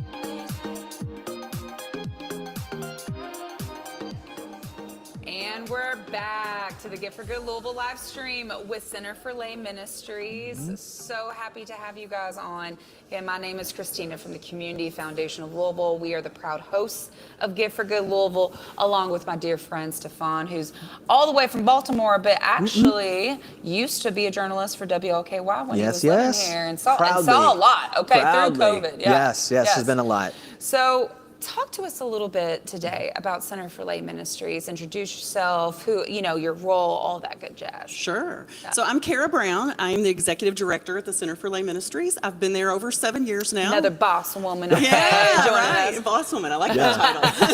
I'm going to put that on my business card. Ooh, a t-shirt, even better. I love it. Yep. I love it. Where do I get those? Yes. And so at the Center for Lay Ministries, we're in Jeffersonville. Yeah. And we have operated a food pantry for over 55 years. So we help a lot of people. I was looking just this morning at our numbers, and our numbers this year are just skyrocketing, right? Lots of things going on. I know you've talked to a lot of people today, and you keep hearing that, but it is true. I mean, it's hard. It is hard. Yeah. It is. Right now. Yeah. And so right now we're averaging helping about 91 people a day, and that's just the person through the door. That's not everybody in their household. Yeah. That's just the person who's coming in telling us they need food. Man. And so that's way higher than it was when I started there 7 years ago. Right? When I started there would be days that we might have 15 or 20 people. 35 would be a really busy day. Oh, wow. Right now, 125 was our really busy day. And we have amazing volunteers. They do an awesome job of helping everybody, being friendly, helping people get food. But it takes a lot, right? We have a tiny little staff, and we need a lot of support. So that's the first part of our mission, is the food pantry that we started 55 years ago. But then as well, we have the Bliss House. So we have a recovery program for women, and we can house up to 12 women in that program. We've been doing that for about 25 years now. Wow. And so we've been doing that for a long time. And so we help women get sober and successful, reunite with their families. We see amazing work through that program. I'm going to tell you, I know that we save lives with that. And so we're really making a difference in both of those missions in our community, and it's part of what we do every day. Gotcha. And it seems like, you've acknowledged kind of, I guess, the inflation of, the services you need to provide. When you think about that increase in the number of people in your new sense of a busy day, talk to our viewers about, first of all, your dollar amount you're trying to raise, and two, why that will be so crucial for you right now for what you're providing in Jeffersonville. Yeah. So I was really aggressive this year, and I set a $20,000 goal. Last year we had really only raised about $12,000 on our own, and so we got a lot of work to do today. But we really need it, and that's the thing, right? Like, the viewers have a lot of work to do today. Okay, by donating to Center for Lay Ministries. Go to Center for Lay Ministries. Yes. So that's the thing, right? We're facing increased need for food. All of our cost of things are rising as well. And we're doing, we have 4 full-time employees and 3 part-time employees, and we're doing all this work with a tiny little staff, like trying to keep our cost as low as possible. But we need a lot of support to be able to help the people in our community who are in need. Right. Well, again, the more support that you all receive, the more support then the community can receive. Right. We're passing it on. Right. Exactly. And I actually, fun fact, just moved over to Jeffersonville. I'm a Jeffersonville girl now. And what I love about moving or having moved in that community is that sense of community over there. My neighbors, we all look out for each other. Even when, I see, because there's certain characters, I live on 9th Street, so I'll see certain characters coming up. But it's just, there's still, everybody is still so familial almost in that way. When you, with your clients, and especially the women going through Bliss House and, people coming to get food, which, by the way, guys, I want to just level set for people who are watching this. Especially when you go from, get into a place in life where you can't even afford to feed yourself and your family. There's a lot of emotions that go along with that.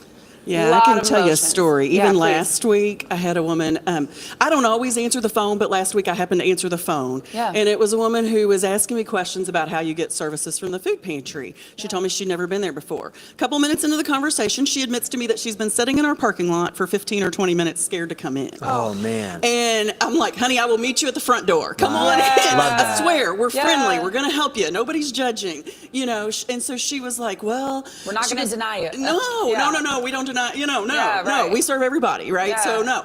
And she just kind of admitted that she's like, I've never needed this kind of help before. She had a family of 5. She was like, you know, we just got into a place where we got a lot of bills due and it all hit at the same time. And she's like, here, I'm always trying to help other people.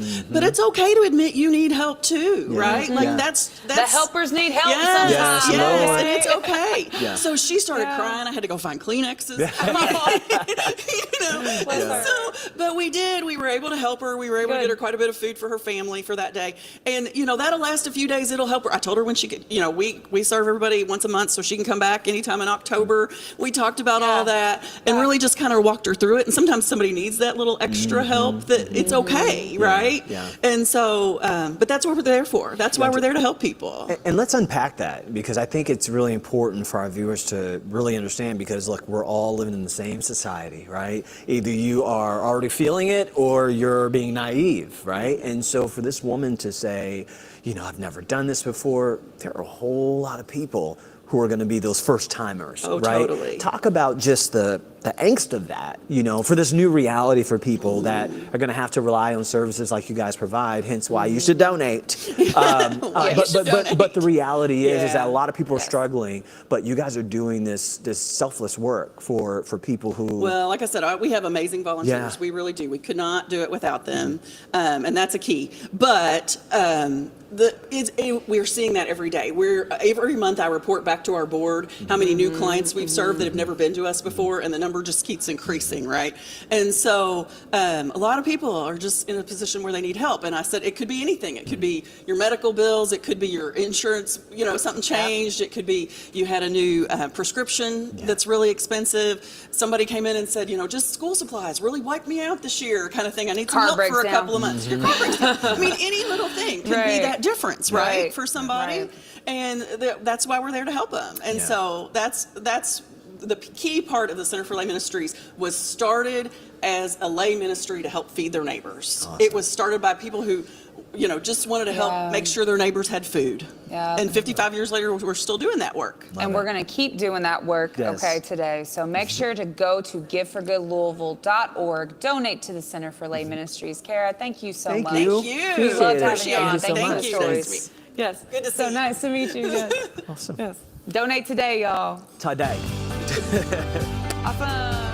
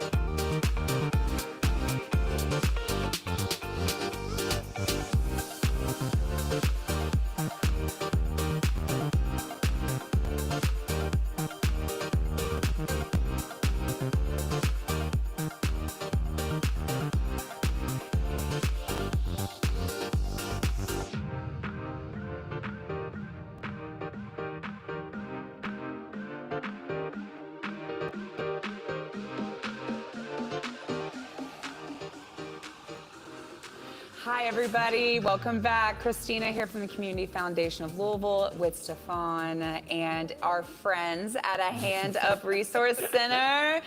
Chandra's my girl. What's up, friend? It's so good to see you.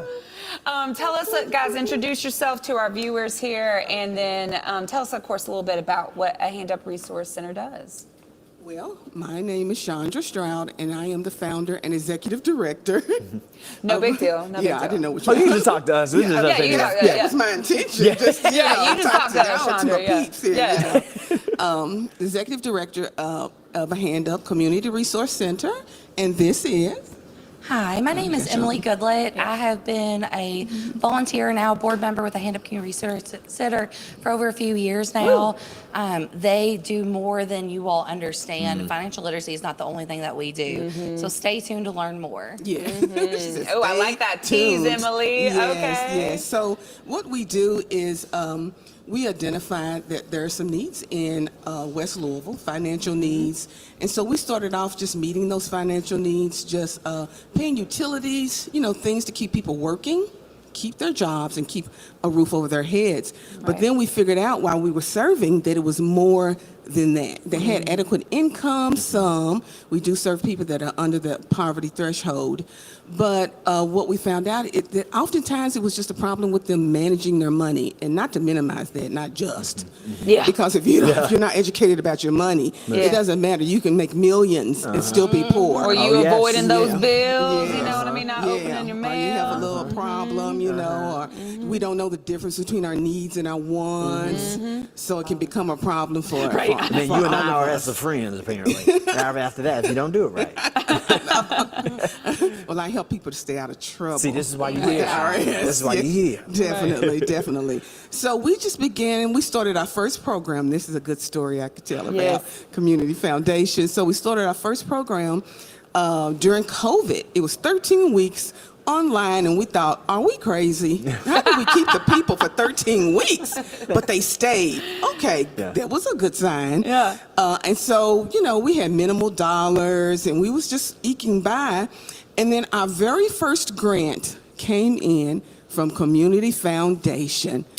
Under the guidance at that time of Christina. Look at God. And we just, I cried. I did cry. Wow. So she and I have just been great friends. She's had our back ever since we started doing our financial empowerment. So thank you. I'll give you flowers now. Stop it. You're going to make me cry. Don't cry again. I know. I'm keeping account. The joke is actually on Gift for Good is that it's like we should have a Chrissy cry cam because I'll be crying, okay? But I'll be crying when I'm happy, when I'm sad. But no, that means a lot, Chandra. Yeah, well, because your all's mission is very meaningful. Yeah.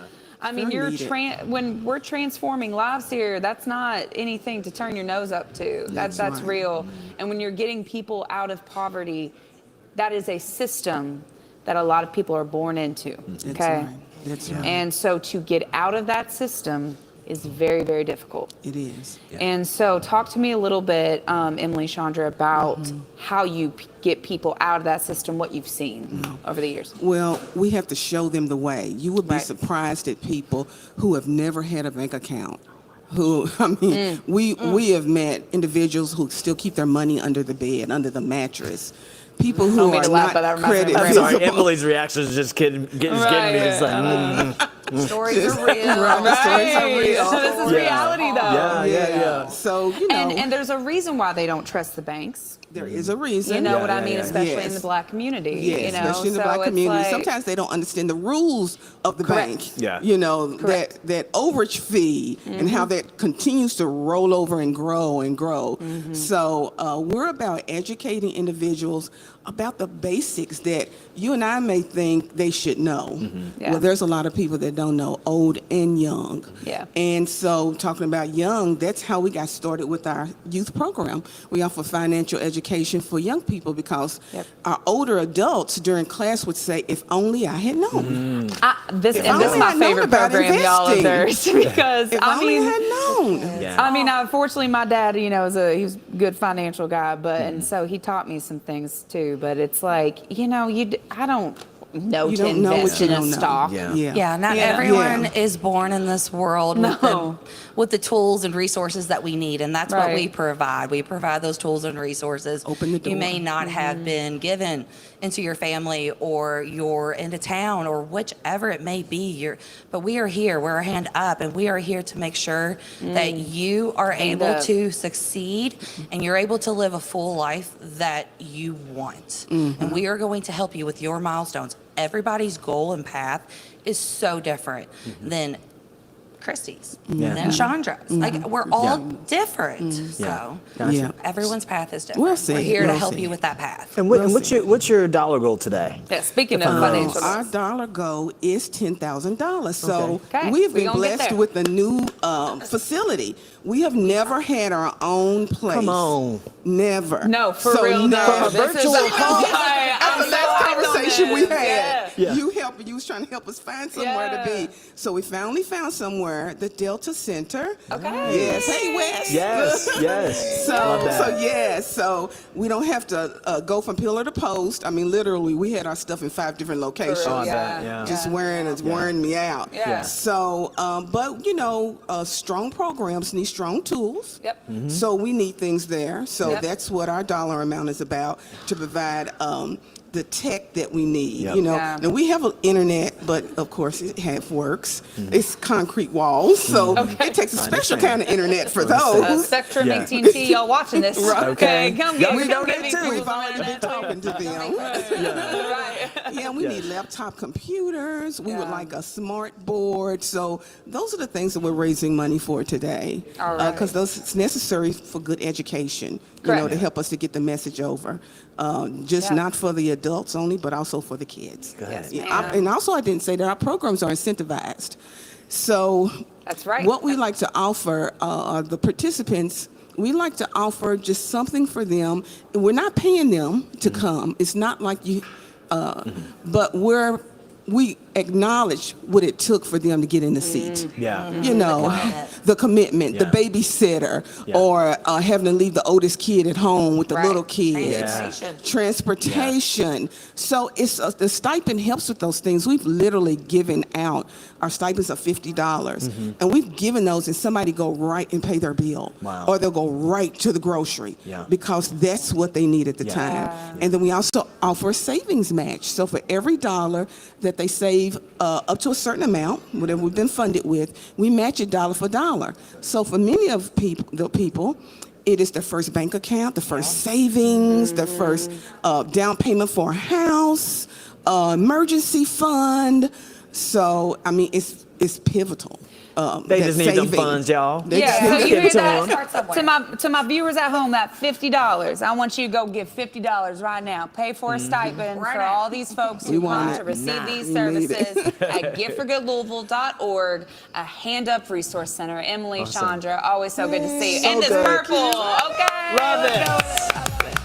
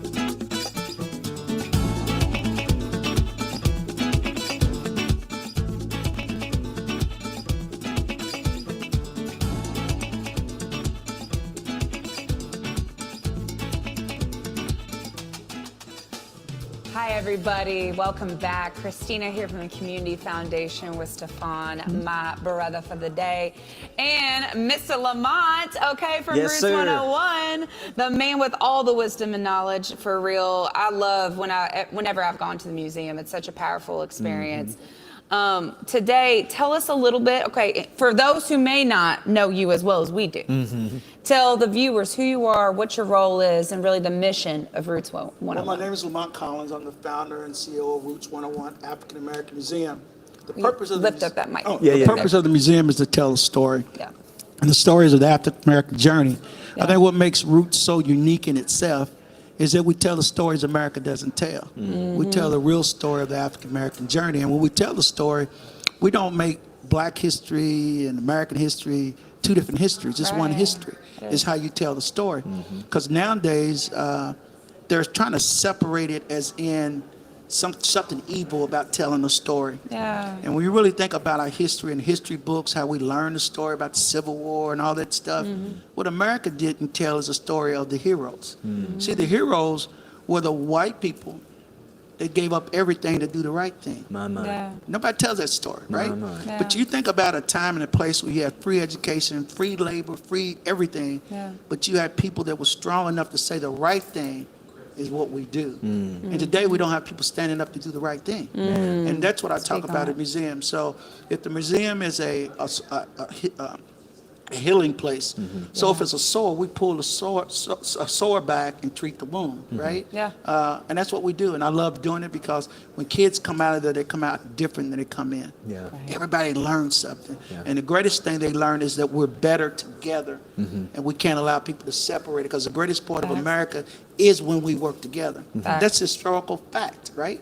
So why work so hard to try to separate what made America, if we use the word make America great, is when Black people, white people, Hispanic people moved in the same direction. And that's why Roots is what it is. You know, I make the comfortable uncomfortable so we all can be comfortable. Well, good for good. I mean, that's what we're all doing today, right? We have over 26 different kind of causes all over the board, right? Of all different kinds of folks.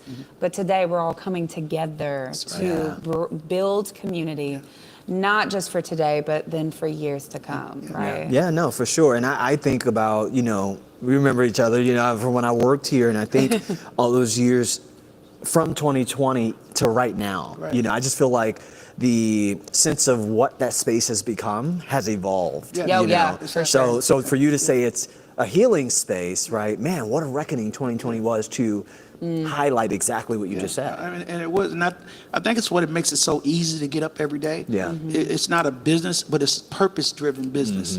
Yes, sir. And I become purpose-driven. That's why, you know, I can go to bed at night knowing I may not get funding, but I have funding in the morning. So that's the beauty. That's the beautiful what it is. So, Well, and that's why, you know, of course, obviously, we want to raise money for y'all. That's why you should go giveforgoodlouisville.org, donate to Roots 101. But to me, the bigger point of today is the people, the number of donors, and the number of gifts that they are giving. You know, they're giving multiple times throughout the day. That's abundance. That's beautiful. That's healing. Yeah, that's healing. And I'm already at a point, giving-wise, that I haven't been in 6 years, right? Wow. It's the first time I ever had someone match $25,000 to what we're doing. Wow. So for 6 years, I've seen the growth. And this year is really the hammer that says, hey, we've nailed it, right? And then next time it'll be bigger and bigger. So, you know, I'm happy to be here. I'm happy to be part of it. We do a lot of partnerships. You know, I would say we're more than a museum. We're working with Louisville legends. We have the history of the first Black players at Louisville. University of Louisville up on the wall. We have University of Kentucky, the first 3 Black players play. We have the actual statue that's in front of Kroger Stadium. I have, we have such unique stuff, and people bring it to us. Even the African traders, you know, most places they go to sell it. They bring it to me to leave it. Because they know we're telling that story, and they trust what we're doing with the story. So it's just a beautiful experience. The people I get to meet, like I said, the Louisville Legends is something special. We just we're announcing that we will become the Kentucky Black Sports Hall of Fame. We'll move at Roots 101. Wow. So we're going to be the Kentucky Black Sports Hall of Fame. You're just dropping, you're just so casually just dropping bombs Right here in here. Louisville, y'all. Yeah, That's what. Right here. Yeah. And then I'm going to tell you another one. You know, I'll talk about ancestry. I'll talk about legacies. And I'll talk about all our legacies. Yeah. Well, we just did a partnership with the Family Search, which is part of the Mormon Church, Latter-day Saints. Okay. We would be a research library Wow. where anybody can come and check out their history. Wow. So again, it's a healing space, right? Wow. Yeah. So that's where we're at now. So we're at a level, you know, just recently we were ranked, again, if you call a ranking, let me think of the name of the, stellar performance. Yep. We've been invited what they call Black Honors. Okay. And we're one of the 7 museums that are featured on a national level. Wow. That's another. Let's go. Congratulations. So Incredible. when I see Louisville embrace us, when I see the city of Louisville and the budget of Louisville reflect what we're doing. Emphasis on the budget. Yeah. Right. Yeah, put us in the budget, Yeah. right? Yeah. And but this year we did get 100,000 in the budget. Good. But the 100,000, which I let everybody know, I don't have 100,000, is broken Right. out in increments and broken Right. out in It's a note. Now, Right. if I had it at one time, well, imagine what I could do. Right. But we'll go with the process, but we're going to outdo the process and do the right thing and get the funding we need one day. Mr. Lamont, I do have to say this. One of my favorite things about going to your museum that I've never experienced at any museum in my entire life, so you can actually touch That's right. the items. You can actually interact with the items. And the very first thing that when we went through, I took my parents, brought my parents, and you put you gave us the option to put chains on. And again, as a white woman, okay, and you know, while I don't know my ancestral history as well as I should, but you know, I could guess, right? It was such, even now just thinking of it, the emotion that comes through with that. Yes. And then you start there but then you go through the history, and especially of just Black kings and queens from Africa, and just like going all the way up to today, and Breonna Taylor, you know, it just, I mean, again, I get emotional. Yeah, I can see. Just, but that's what it's a strength walk, right? Yeah. It is a strength walk. It's important, though. Yeah, see, what America always sold us was the weakness of slavery. Yeah. It was never the weakness, it's the strength that brought us through. My mind. And when kids understand the strength that's inside of them, Wow. there's nothing they can't accomplish. Hence And a that's what we're healing about. space at Yeah. Roots 101. Yeah. Wow. Yeah. So, my friend, before we quickly go, your dollar amount that you're trying to fundraise today is? It's 60,000. And right now we're at 20,000. Okay. Plus we have a 25 match, so we're at 60. We're at 45,000 already. Awesome, or brother. better. Awesome. So I think we can get there. Listen, man, keep up the great work. You already know how I feel about Well, you, man. I'm gonna come to Baltimore. Hey, come on over, baby. Let's go. I gotta get to Raven. Let's go, man. And your donations, guys, by Yeah. giving to Roots 101 today, your donations could double. So if you Yes. give 50, Yes. that's going to be 100. Okay, Yes. so go to giveforgoodlouisville.org. Thank you so much. Thank you. Lamont. Appreciate it, brother. Appreciate that, man. Yeah. Thank you. Appreciate Thank you. you. The future is now.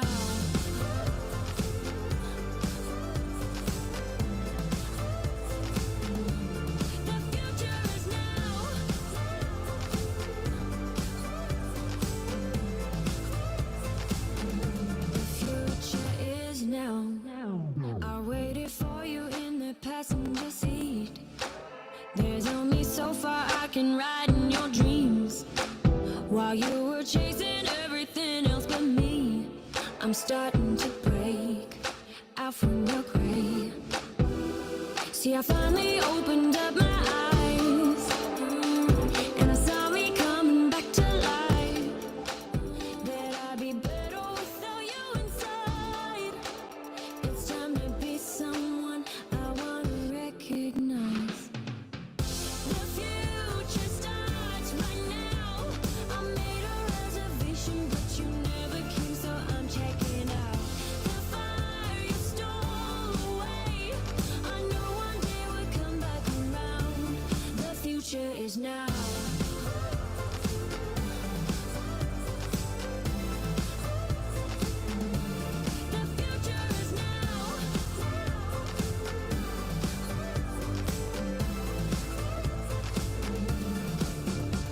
I'm not backing down, 'cause the future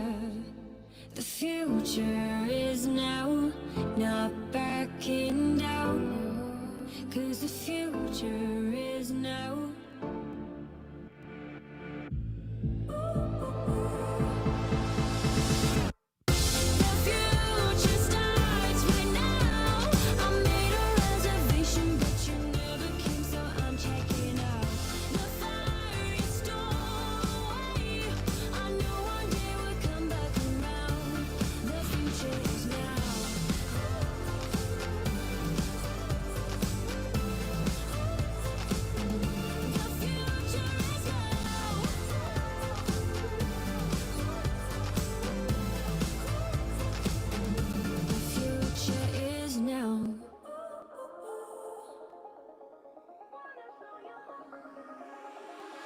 Gotta show ya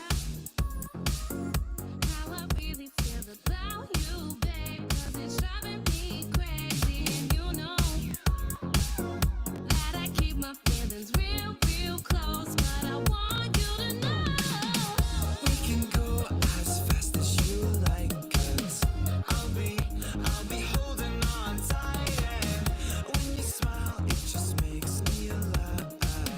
I just wanna show you more love every single day. Gotta show you my love every single way. Gotta show you more love, make you mine. 'Cause you are my love, know you're mine. Wanna show you more love, wanna show you wanna show you wanna show you wanna show you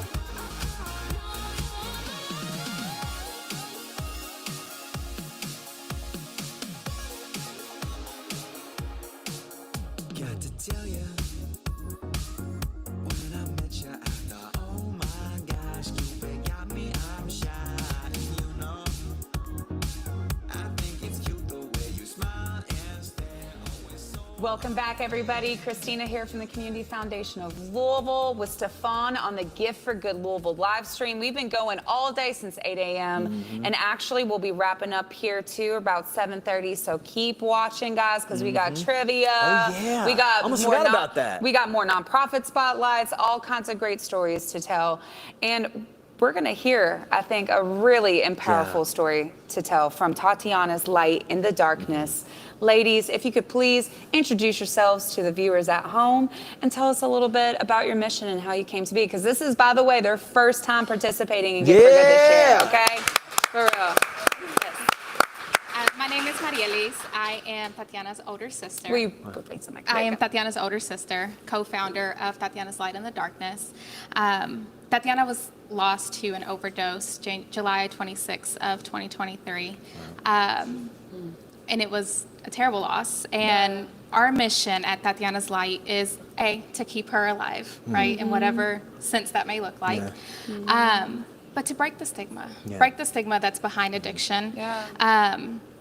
People who suffer from addiction are not bad people. They're good people who make bad decisions, and that does not define them. We want to support families who are going through the same things, primarily mothers who are struggling with the loss of their children, and especially in the Hispanic community. And ultimately, share that it's not through judgment, but through compassion that we're able to save lives. Again, breaking the stigma that comes behind it. Gotcha. My name is Mimi Robinson, and I'm Tatiana's mom. That's my angel. And after I lost my daughter 2 years ago, I couldn't be depressed and stay in bed and don't do anything because mine didn't win the battle. But I decided to get up, I ask God for strength, and help others.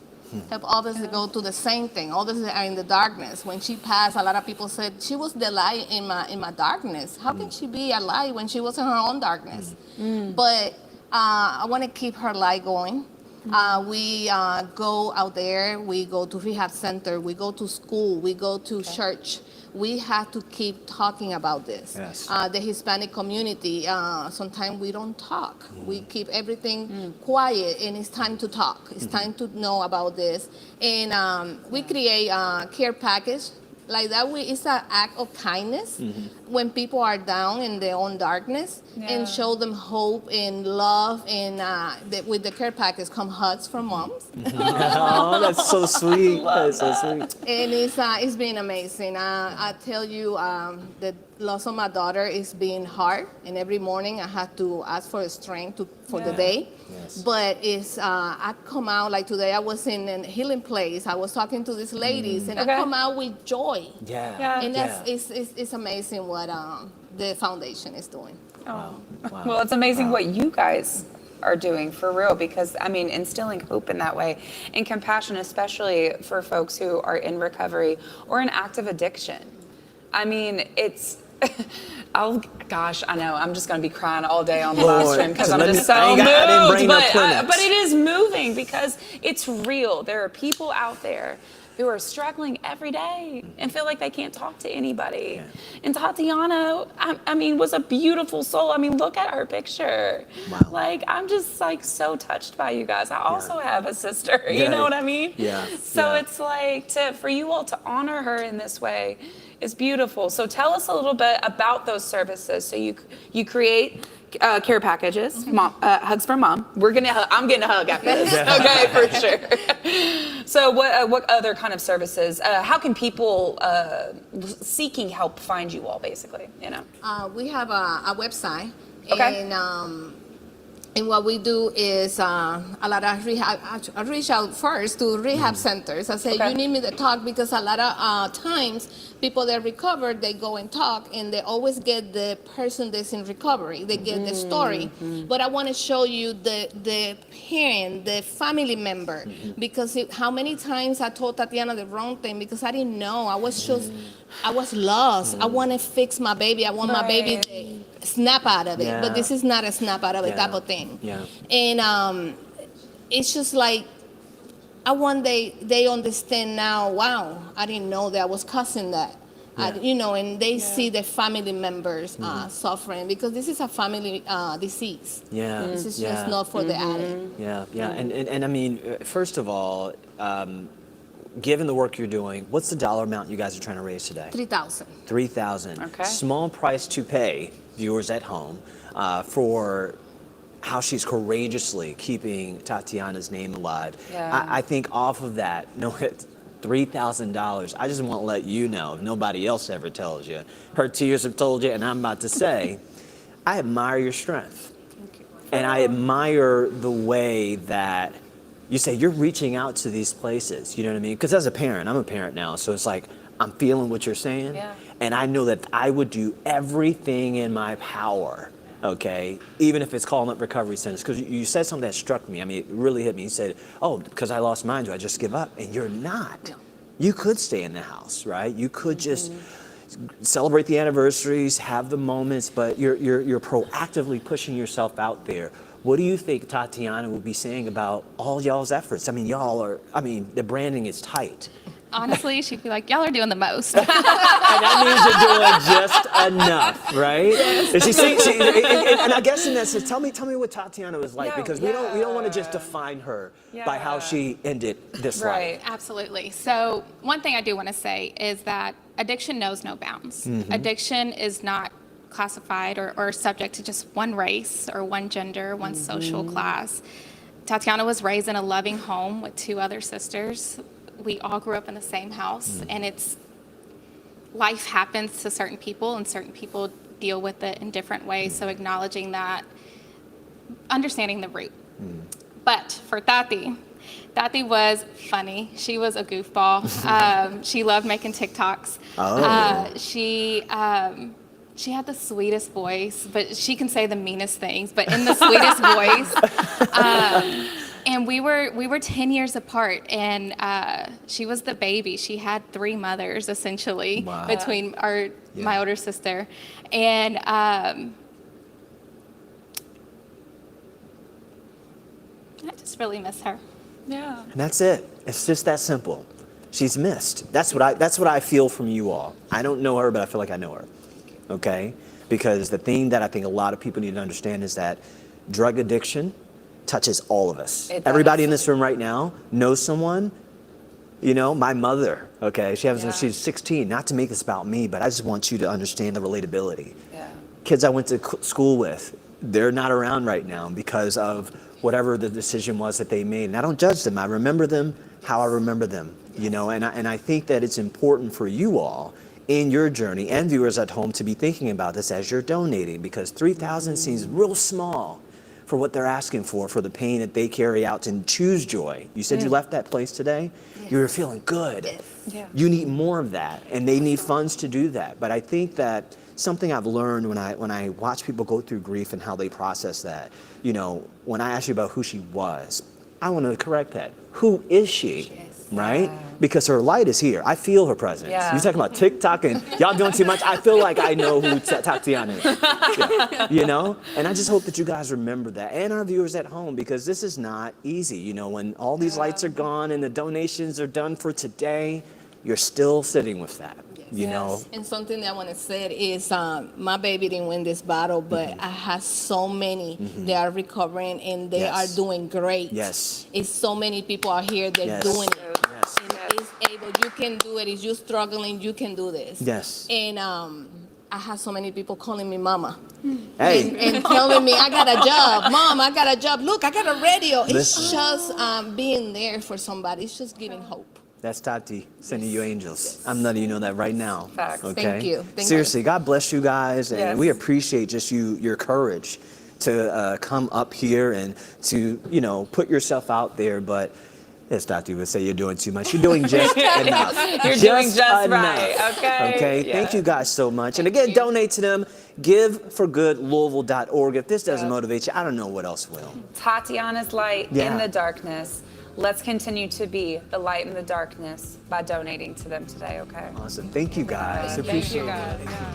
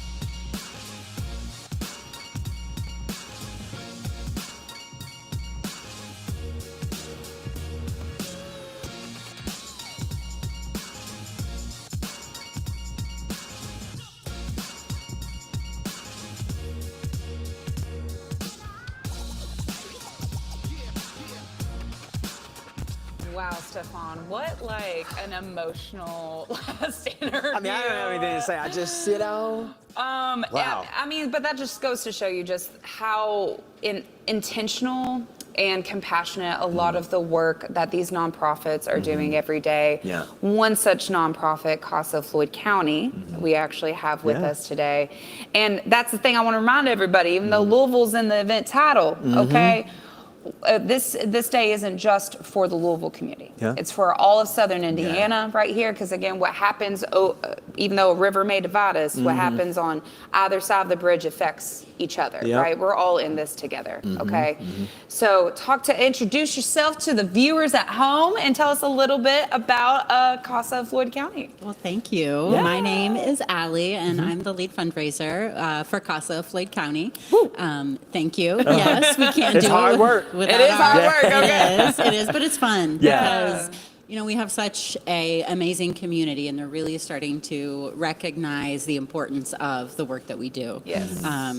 Kids need our help. Yep. The court system is complicated. Foster care is complicated. So what we do is we train and continue education for volunteers to come on board to be advocates of the court. They are the eyes and ears of the court, which sounds very kind of legalese, but it's beautiful because our volunteers, our staff members are developing these one-on-one relationships with these kids who are dealing with things that are way beyond what a kid should have to do, frankly. Right. So it's scary. It's scary. It's Life is to go to scary. courthouse. I mean, you know what I mean? You're having all these adults look at you. Yeah. You're having to replay your trauma, which is already weird. People coming in and out of your life, when these cases open up.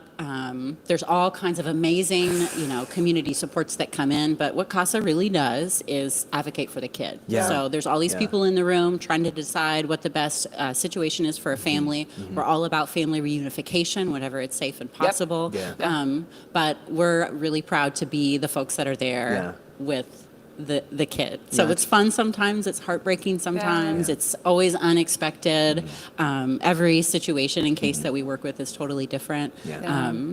But we really love what we do. Yeah, I love the fact that, you said this, you were kind of hinting towards this in your previous answer, kids never asked to be come into the world. And most times where your advocates are meeting them in the court, it's circumstances that are beyond their control.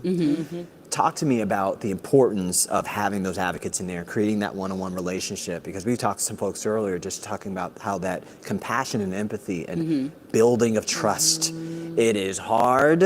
And once you get it, you have to work twice as hard not to lose it, because they're already expecting, you're going to disappoint me, or you're going to fill in trauma line here. Talk to me about the impact of your advocates being there in that way. One thing that we talk about a lot is just showing up, just standing in the gap. We're not always asking 100 questions. We're not there to open up a portfolio. We want to play cards with them. We want to just get to know them on a totally personal level. And the trust that comes along with that, I think, is what really empowers our advocacy. So, we have an amazing story that we tell about a young woman who was in middle school. Her advocates were a pair of best friends that were in their 30s, and they just brought this girl into their lives. Her name's Bree. She...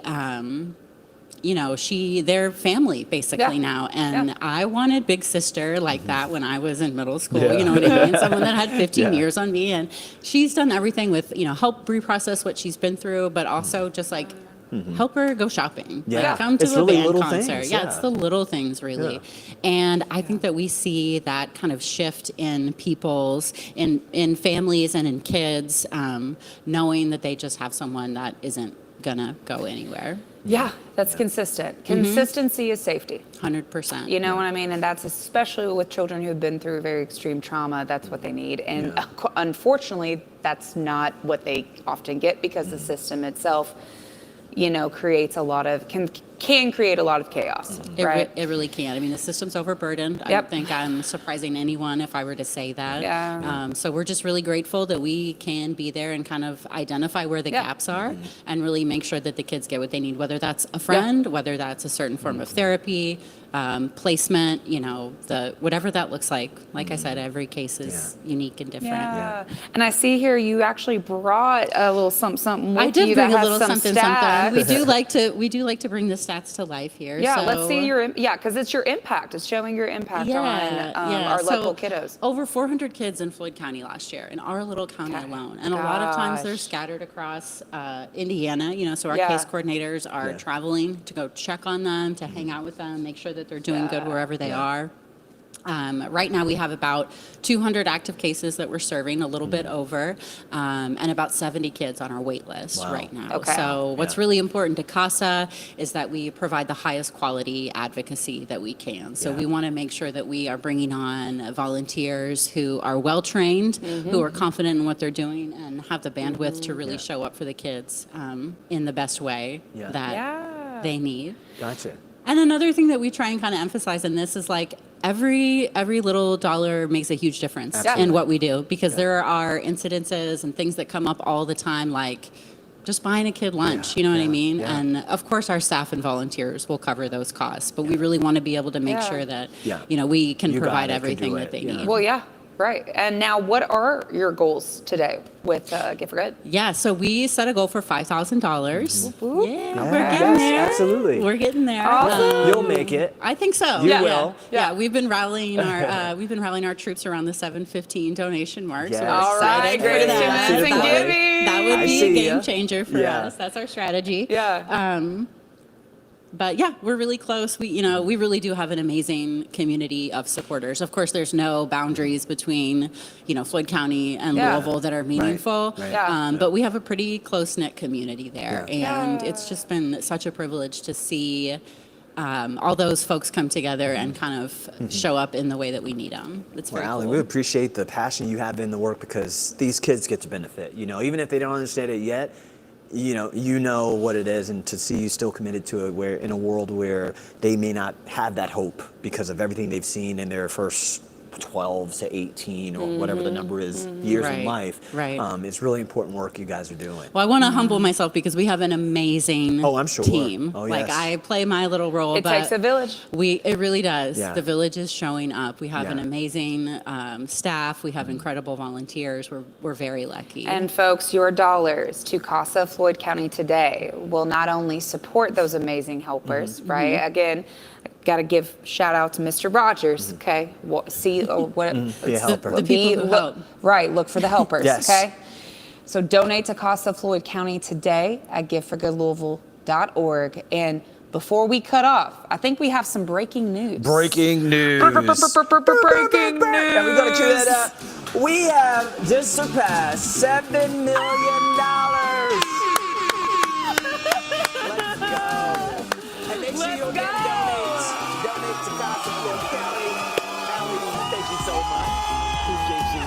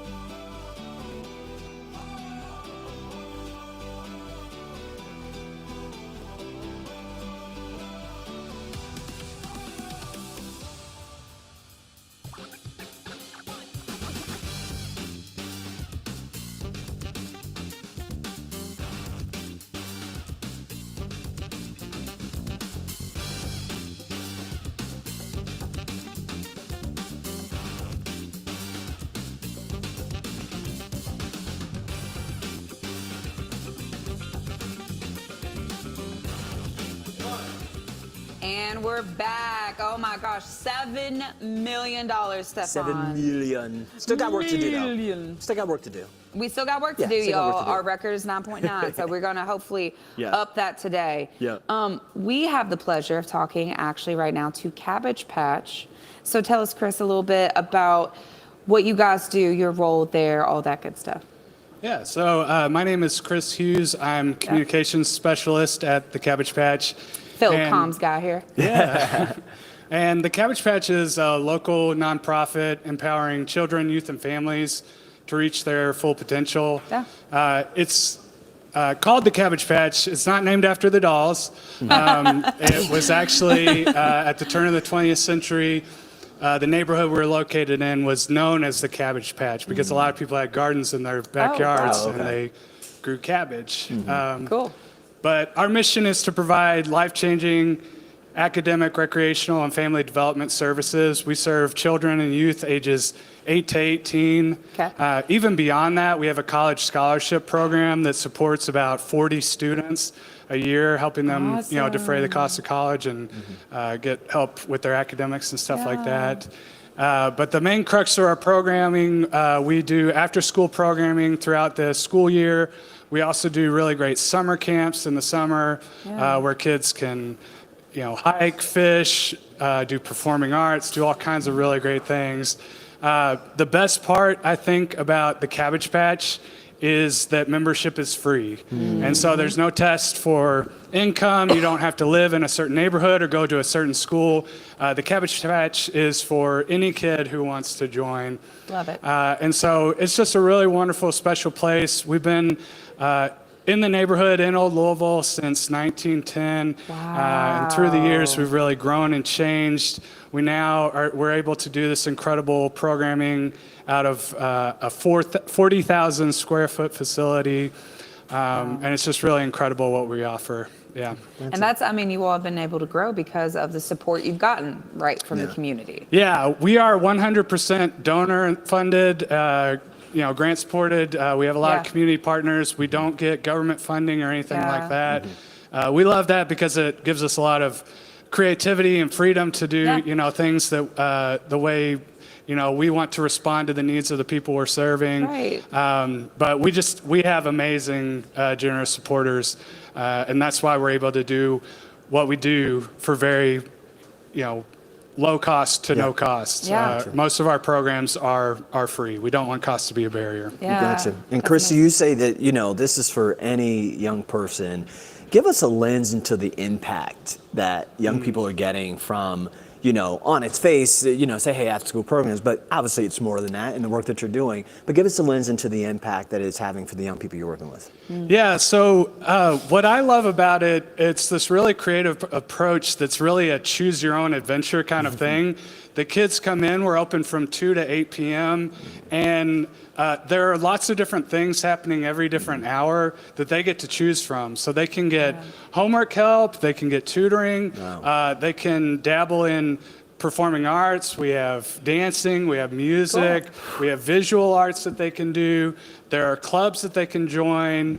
And so it's really a place where they can explore their passions, develop new skills, and grow in ways that they never imagined. I mentioned our summer camps and just the ways that you could see kids who have never gone outside the city and gone fishing or gone camping, or like one of my favorite stories from the summer, we had a fashion design camp and we had one male participant.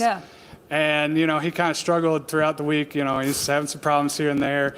And by the end of the week, it finally clicked. And he made a pair of shorts on the last day. Wow. And he was just so proud and he showed them off to everybody.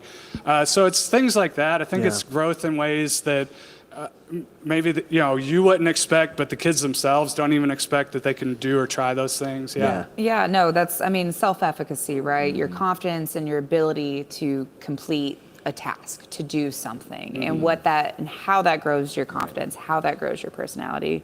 It's so integral, and I love that. That honestly sounds like a really fun camp for real. Oh yeah, it was excellent. It was taught by fashion designer who's an alumni. Okay. Her name is Frankie Lewis. And, Very cool. She's a very big name, but she's also Yeah. a Cabbage Patch alum and wanted to give back in this way. So, yeah. So you've now, before we came on live, you were speaking of people who give back in a really cool way. One of the cool things about Gift for Good Louisville is like you don't just have to donate, you can also easily fundraise for your favorite local organization. So I know you all got some peer-to-peer fundraisers going. Talk to me about those folks. Well, so we've never done the peer-to-peer fundraising. Yeah. And after coming to the training, I was just really inspired. I'd done some of that before and just was amazed at how much I could fundraise just by asking my family and friends, Right. you know, because they love me and support me, and they'll say, yeah, sure. People give to people. Exactly, yeah. And so what we did is we actually brought this back to our staff because that's not something, you know, we have a fundraising staff that's separate from the people who put on, you know, the programs, all the wonderful activities. So I came back and I just thought to challenge our staff to say, we all love this place. You all know up front the stories. You work with the children every day. You see the changes. You see the joy in their eyes as they come in. And you are, who else but you all to share that story and to tell the people that you love and allow them to have a chance to support your cause. Right. So that's what we've really incorporated. But I do love that element that, you know, anybody can join in on Give for Good and create a fundraiser for a cause that they care about. Yeah, Love that. yeah. It makes it really easy to get involved and make a difference, guys. You all go to giveforgoodlouisville.org right now. This institution has been around since 1910, okay? In Old Louisville, Cabbage Patch. Go donate right now. Let's give some more support for our local community through Cabbage Patch. Thank you so much. All right, Chris. thank you, Chris. Yes. Appreciate it. Awesome.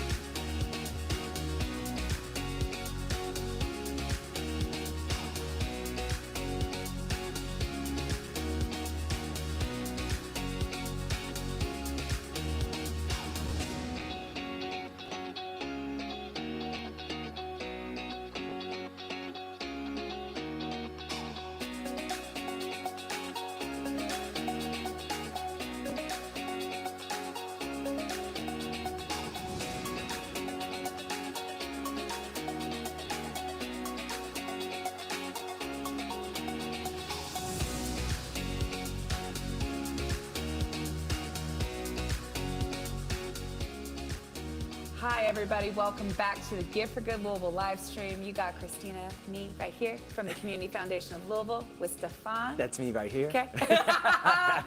And I'm so excited to be with Luce Inc. Okay. They actually participated in our event that we did with Churchill Downs during Derby Week Wednesday.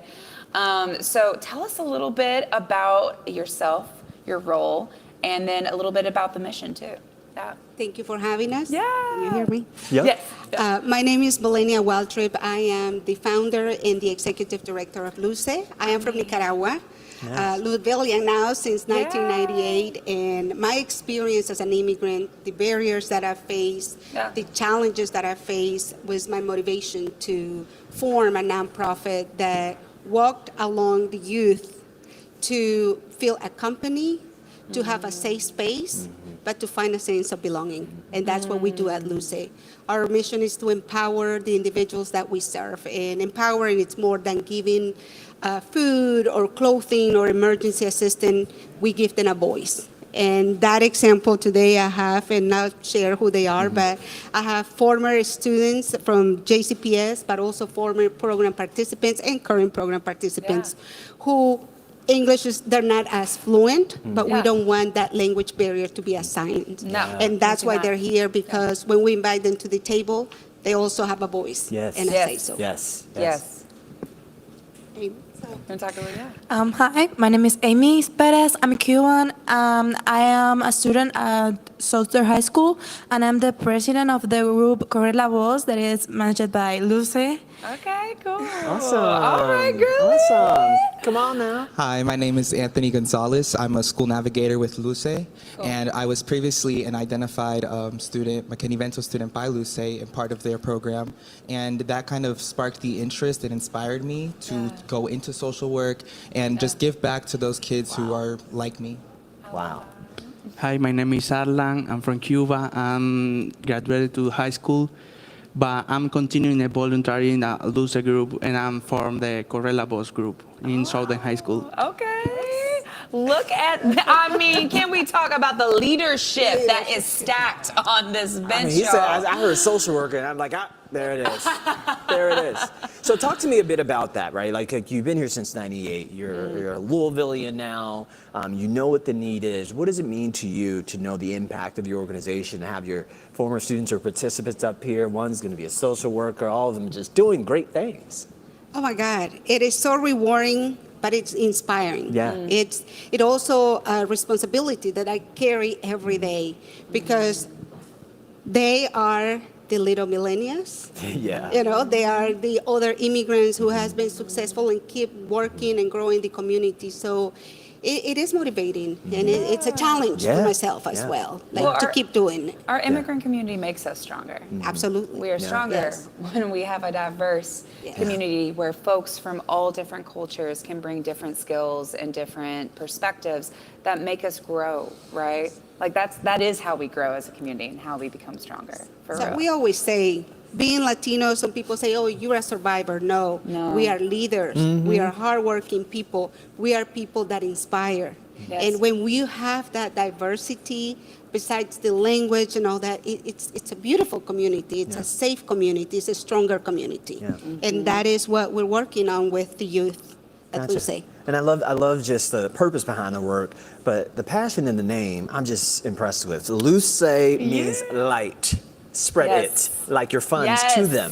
We are spreading light today too, are we not? Okay, doing gift. Yeah, and so in addition to the name and what it means, what gives a sense of your logo to go along with that? I mean, it's very intentional. I don't think it's a small thing. No, it's big. Actually, when you see our logo, that actually tells the journey of every immigrant, not only Latinos. So let me ask you, have you been to Latin America? Yeah. I have. Okay, what have you done there? Well, gone to the beach. So we have blue, right? Yeah. Ocean. Yeah. Does it rain a lot? No. How is the sky? It's pretty clear. It's blue. Yeah. So that's the blue. Wow. Yeah. That is who we are. We are oceans. We have that beautiful sky, and that's who we are. And we want to remind everyone who come in touch with us that your identity, you must carry it all the time. But then we have the brown. That is when we start taking that journey, when we leave our land, that represents our homeland, but also the journey that we take. During that journey, unfortunately, many of them cannot make it. And that is the red. Honoring the lives of those that have lost their life trying, but also the ones that have lost their life while in the U.S. Because of lack of access, because of lack of knowledge, lack of language, or whatever barrier. And then to the left and right, you see the same colors, and we go all the way up to the yellow. And you see the exact same thing, because we do not see our program's participants as less than and not capable of. We see them as a partner. We are with you, but we're not doing it for you. We're going to do it together. And once you come in contact with us, our hope and our goal is to be walking alongside those that need our help until they find the light, which is Luce. Yes, that is our logo. There you go. There's a sermon. That touches the heart. I'm serious. And to that point, sermons, when they happen, they pass it around the plate. What is your goal for fundraising today? Oh my God, 70,000. Let's that go. will give us, Yes. that will give us more. We are currently in 5 schools, Yeah. and we want to expand our services, but we need our support. We are 100% donors founded nonprofit, so we need your support. Everyone, $1, $2, $5, $10,000, and we today. Around 2:30, I got a phone call and say, "Hey, I got a challenge for you. Okay. Raise $25,000 and I will match that." Wow. So, you have a matching we gift? have a matching gift of $25,000. So we're hoping to That's get that that. I mean, I was gonna say with a logo like that, Yes, and the way you yes, explained yes. it. I mean, my goodness, I'm super proud of what you're doing because I think it represents a cross section of what's happening that a lot of people don't know about, especially Americans who are not immigrant born, but the journey and honoring every person along it. Yes. Love that. And to honor that language, would you like to tell the viewers a message in your own words before we wrap today? I would like for one of them to do it. Yeah, and then we translate, yeah.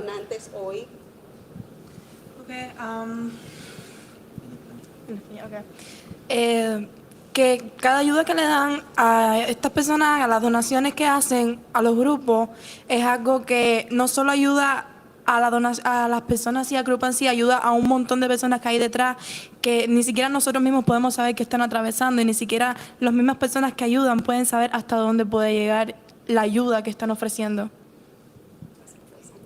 So to translate, the funds not only helps the group you see, there are many voices, people behind that we may not know are in need of that help. And so the funds would go to helping those who are not quite visible. And we're here to help them get that visibility and support, not just us support them, but they can support themselves. Wow. Beautiful. Thank you, guys. Spread Luce. Yes, Spread donate Luce. at giftforgoodlouisville.org to Luce Inc. Thank you guys so much Awesome for coming in. job. Beautiful job. Stuff. Good stuff. Yeah.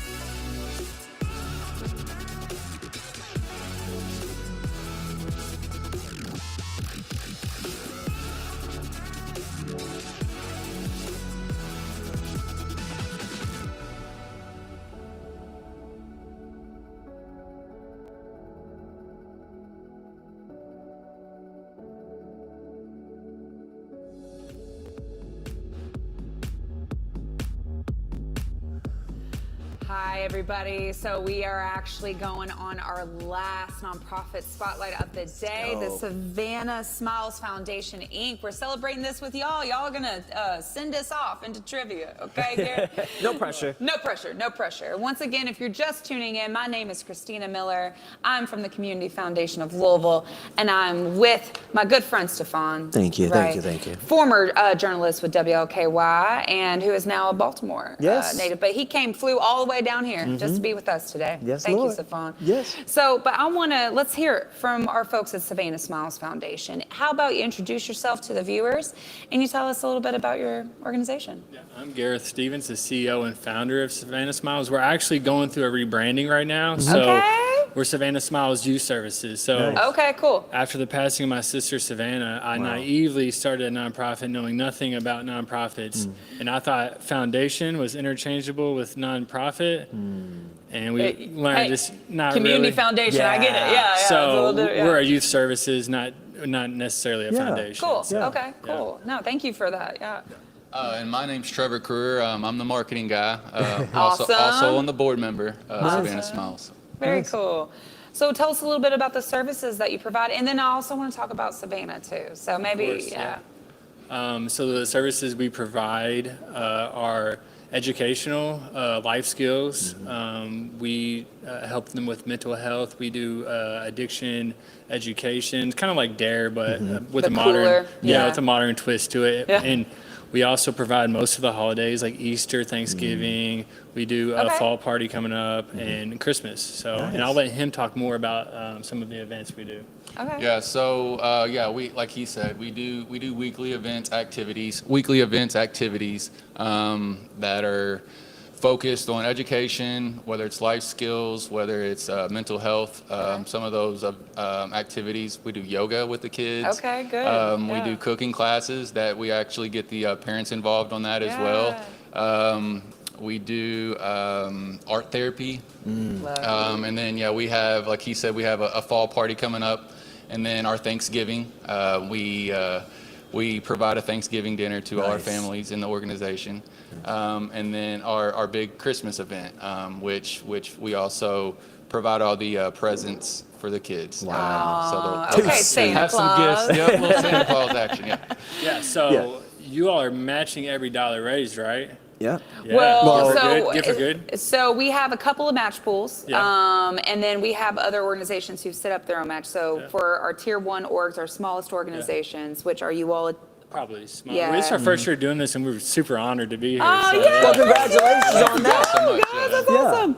So we have a lot of prizes happening today. Yeah. So like coming up is our biggest prize of the day, greatest 2 minutes in giving from 7:15 to 7:17. If you donate to Savannah Smiles, you all could potentially win $5,000, $10,000, or $20,000. Wow. Okay, That's exciting. Right? I know it's kind of crazy, isn't it? So we are an all-volunteer organization. Okay. So we all have everyday jobs, and then when we get off, we do that. stuff like this, or we spend time with the kids. But our Christmas event is one of our biggest events. Last year, we served 105 kids. Wow. And we provide their entire Christmas. A lot of them probably wouldn't even have a Christmas without us. All of them come from at-risk or traumatic backgrounds. Okay. So, every dollar raised today, we don't have a goal in mind, but every dollar raised is going to go towards their Christmas. Yeah. So, the more you all donate, the more we get to give to the kids. Man, you're already ahead of the game. You're starting this Christmas shopping thing early. We got Halloween next, okay? Let's That is one of my favorite holidays. So I'm a big Halloween guy. So. And what's your dollar amount goal? We do not have a dollar amount. Okay, that's right. So you're just trying to get what you can with any and every dollar that's donated, and we're going to use it for the kids' Christmas. Gotcha. Well, as you guys donate that, let's get back into the name behind your organization. Talk to me about Savannah. My sister Savannah, she battled addiction for about a decade. She actually was going through recovery when she relapsed and ultimately accidentally overdosed. And through that grieving process was very hard on my mother, who I definitely want to give a shout out to, Jennifer Shout out to Arnold. Mom. Right. She's the face of the organization. Love that. She is the second mom to every kid. They call her almost on the daily to tell them, to tell her about their day or any of the struggles they have going on. And she is like just therapist, mentor, mom to all of them. So we had our first gala last month. Cool. So I went to all the kids and I asked them their favorite part about Savannah Smiles, and every single one of them said, my mom. Wow. And how she's like their mom. And what's your mom's name? Her name's Jennifer. Jennifer. Arnold. All right, Jennifer, girl. Love you, mama. Girl. We see you. Keep doing what you're doing. Right. Yeah, so she's definitely the face, and she's even to our mothers, and she's a therapist, a friend to them. They call her, and they discuss their problems and anything that's going on in their life. I mean, I've seen her up to 1 a.m. talking with our parents, even though she has work at 6. Yeah. So she's definitely the heart and soul and face of Savannah Smiles. Shout out to Miss Jennifer. I know. Love that. Okay, Love Miss that. Jennifer. Love that. But back to my sister. My sister, she struggled with mental health and addiction, and towards the end, her mental health got really declined. But she never lost her love for her boys. I have 2 nephews. Wow. And even during her worst episodes, you could tell by how overbearingly loving she was with the boys, and that's something that was never lost. And she was the type of person that would give you her shirt off her back, even when she didn't have another shirt to wear. So with Savannah Smiles, we're just a family to our families, and we just carry her loving, giving spirit back into our kids. I can feel that. Wow. I can really feel that. Wow. That's Well, aren't you a good brother, man? Hey. Seriously, no, I'm serious. Yeah. Like, this is a great thing that you're doing, and through what you've created here, your mom's now getting to heal together along We with call you it in this grieving life. with a purpose. There you go. There you go. There you go. I don't think there's anything else needs to be said. Grieving with the purpose means your dollars in their organization to give kids at Christmas. You don't want to disappoint the children. Don't I disappoint the mean, children. no pressure. Yes. No Yes. pressure. Okay, Love so that. go to giveforgoodlouisville.org, guys, and donate to Savannah Smiles today. Thank you. And it's also their first time participating, Yes. too. So let's run it up, okay? Yes. Thank you Good guys luck so to you much. guys. Yes.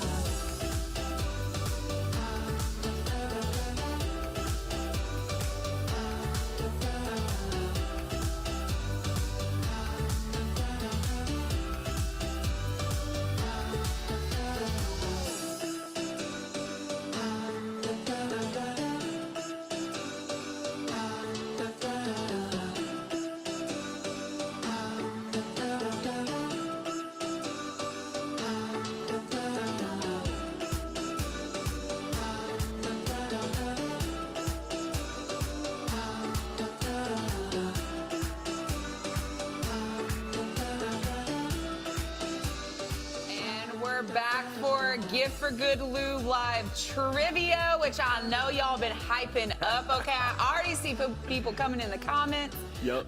Special shout out to our trivia sponsor, Owsley Brown II Family Foundation. Thank you guys so much for sponsoring this trivia hour. Our first place winner will get $500. Our second place winner will get $300, and then our third place winner will get $200 that will go to their favorite participating organization of their choice. So, Stefan, let's level set for a minute. Let's okay? level it set. We're gonna do the rules here with y'all. Now, the way that we're gonna do trivia is we have 20 questions, and the way you can answer is that you just comment in the comment section with the correct answer. The first 3 people to comment correctly will each get a point. I got my girl Chelsea right here in the back. You can't see her, but hey girl. Who's gonna be taking those names, all right, and doing those tallies. And then our Media Pros production team is actually gonna throw those comments up there, so I'm gonna be able to announce live who's getting the points for each of those rounds, okay? So you all will hear that as well. Okay, so if you all understand that, can I get a thumbs up in the comments? Can we see it? Breland, can I see them comments? They coming through? All right.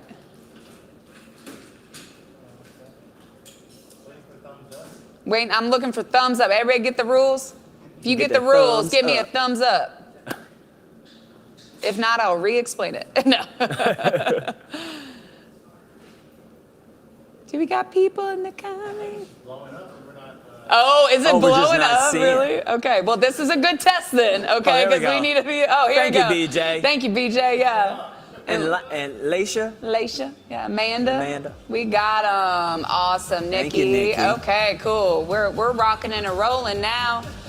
Alrighty. So then, guys, if y'all are ready. Stefan, you ready? I'm ready. Everybody, Media Pros, we ready? We ready. Let's go. Okay, Gift for Good Lou live trivia is off. First question, Stefan. All right, first question's up. Get ready. Which public library in Louisville was the first public library in the country staffed entirely by African Americans for African Americans? Again, the first 3 comments that are correct will get a point.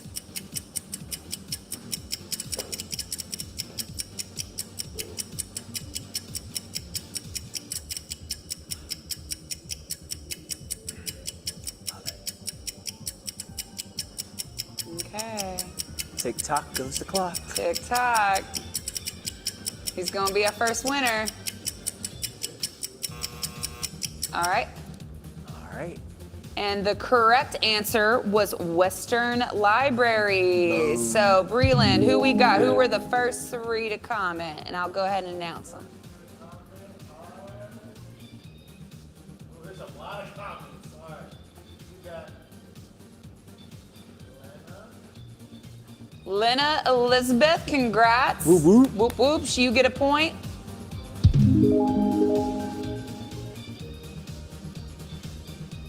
Ryan Davis. Shout out to Ryan. You get a point. Cool. Feels like I'm in a Mario game. I know, it really does. Yeah. And Kristen Marie Williams. Well, no. No. Nope, that's not Nope. right. That's not right. Weston Russell. No, we're looking for Western. There we go. There we Kyle go, Kyle Durbin. Durbin. All right. There we go. All right. First one down. All right, let's keep it going. Our second question. 150 years ago, who won the first Kentucky Derby in 1875? And guys, this is the horse that won the first Kentucky Derby in 1875.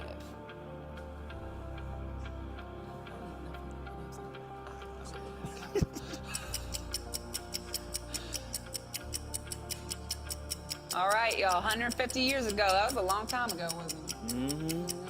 Just yesterday. Just yesterday. All right.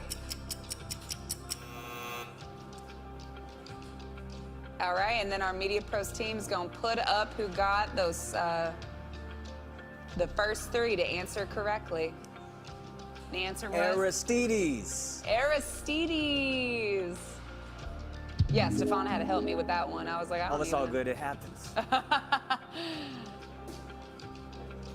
We're going to see if there's some real horse racing fans in the comments. Right. Let's see who the real horse racing fans are today.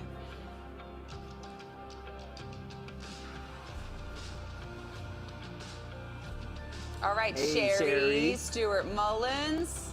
Great job. You get a point, girl. Nikki Murphy, you get a point. Yeah, spelling don't. Okay, you all can miss this. Is okay. And Olivia. And Olivia Good stuff. Atkinson. That's the Congrats, three. Riley. All right. All right. Awesome. On to our next. Time for the next question. Which Kentucky Festival Derby queen later became the governor? It's, I'll give you a hint, not me, okay? Not me. Thanks. Bam. Thanks, Tim. Shout out to our sound techs. Right. Again, which Kentucky Festival Derby queen later became the governor? I mean, a true queen. A true really. queen through and through. Right. I got a couple crowns in my day, Stefan. Listen, Okay. listen, You know. listen. But did you become the governor? No, not at all. All right, let's see who our winners are. And our answer was Martha Lane Collins. Boom. Go off, Queen. Come on, Queen Collins. Martha, Martha, Martha. Okay, who got the answers right? We're gonna see it in a second. Yep, gonna come up on the screen here. Yeah, y'all are blowing this comment section up. I love the participation, guys. Keep it up. We got Misty. No, There you Jeff go. Duff. Thank you, Jeff. Jeff Duff. Yep, Martha Collins. He got that right. Yeah, Misty. We'll count it. Collins. Yep, Misty running. Sometimes you forget the first name, you know? Yeah, it's okay. I'll Governor count. Collins. Yeah.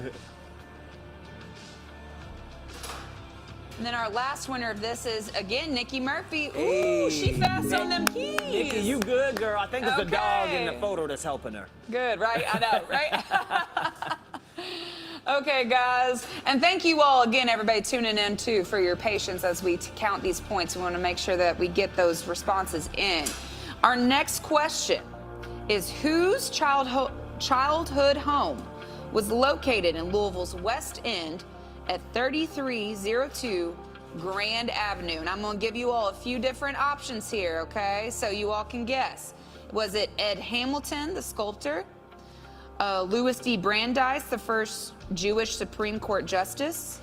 Muhammad Ali, a boxer humanitarian? Or Jack Harlow, rapper and actor? So Ed Hamilton, Louis D. Brandeis, Muhammad Ali, or Jack Harlow? That is a range of eras. Right. Yeah, and the bonus is if you can also tell us what the color of the house was, then you can get another point. Love you, Chelsea. And not, again, you got to answer both if you know the bonus, okay? That's just if you get it. The Louisvillians know their history pretty well. They really do. So I don't have any doubt about this. I know, this one to me, I knew this one. Yeah. I did know this one. All right. All right, the correct answer is the letter C, Muhammad Ali, boxer humanitarian. The color of his house? Pink. Pink. That's a bold statement, That's Cotton. a bold statement, but you know, you float like a butterfly. Sting like a bee. Sting like a bee. You do those kind of things. Okay, Louisville Collegiate School with the right answer. All right. Ali, yep. They know some things. I there wonder at who Louisville they. Collegiate. Right, I know. All right, Sherry on it again. All right, Sherry. Okay. Sherry's been waiting for this She all gonna day. give Nikki a run for her money now here. And then Jeff Duff Dunn again. Okay. Love it, love it. All right, good to All know. right, let's go on to our next question.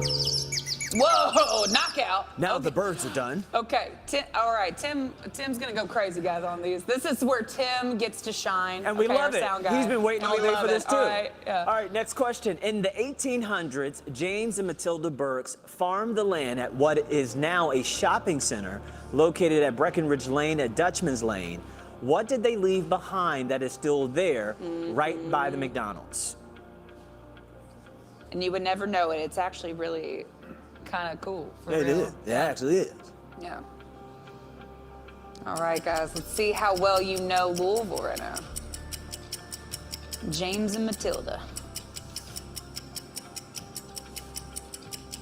All right. Yep. And we good. Yep. Burn. All right. So. And the answer is Burke's Family Cemetery. Boom. All right, let's see who got it.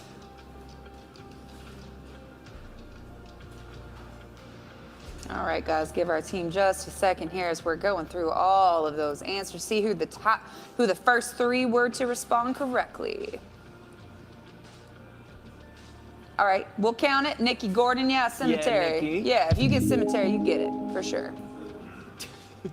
Sherry, I mean, girl. Okay, y'all better come for Sherry. Okay, she's Trying pulling to get all the ahead. points. I know.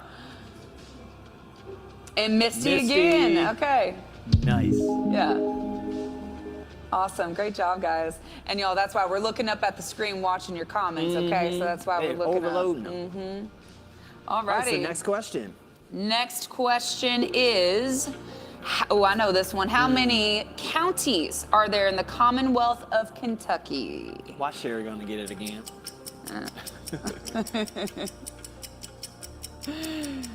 Again, how many counties are there in the Commonwealth of Kentucky? You know, Stefan, what's interesting about Kentucky, we always talk about not necessarily the town we're from, but the county. The county. That we're from. And you're from Meade County. Yes, sir. All right. Yes, sir. Repping the green waves. Well, I guess I'm from Jefferson County by way of adoption, so I guess I represent you are that. for sure. Yeah. We'll adopt you. Okay, let's see who got it right. I don't even got to look at the sheet. Y'all already know the answer. Tell them what it is. 120. 120. 120 counties that we got here in the Commonwealth. All right, let's see what we got. Who has answered it correctly? I don't think this is a hard one to get wrong. No, I know. It's not. I know. This is pretty. There you All go, right, Pete. Pete Eddings, we see you. Louisville Collegiate School. Y'all had better known that one. I love it. And Nikki Gordon. Awesome. Again. Awesome. All right, next question is, who was the first and fifth governor of Kentucky? A hint for you, a county was named for him. That's a good hint. That's a good hint. I actually got to cheat on that one. Okay. At least Sean. Oh, I got another hint too. This is one of our participating counties. Boom. Boom. And get for good. All right, we good. Yeah. We got fast keys, y'all. People got fast hands. This is crazy. All right, so let's see who the winners are. Well, the answer is Or Isaac answer. Shelby. Let's see, I'm getting excited. Oh, it's fine.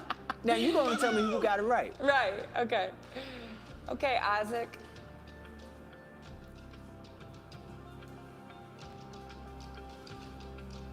And the winners are...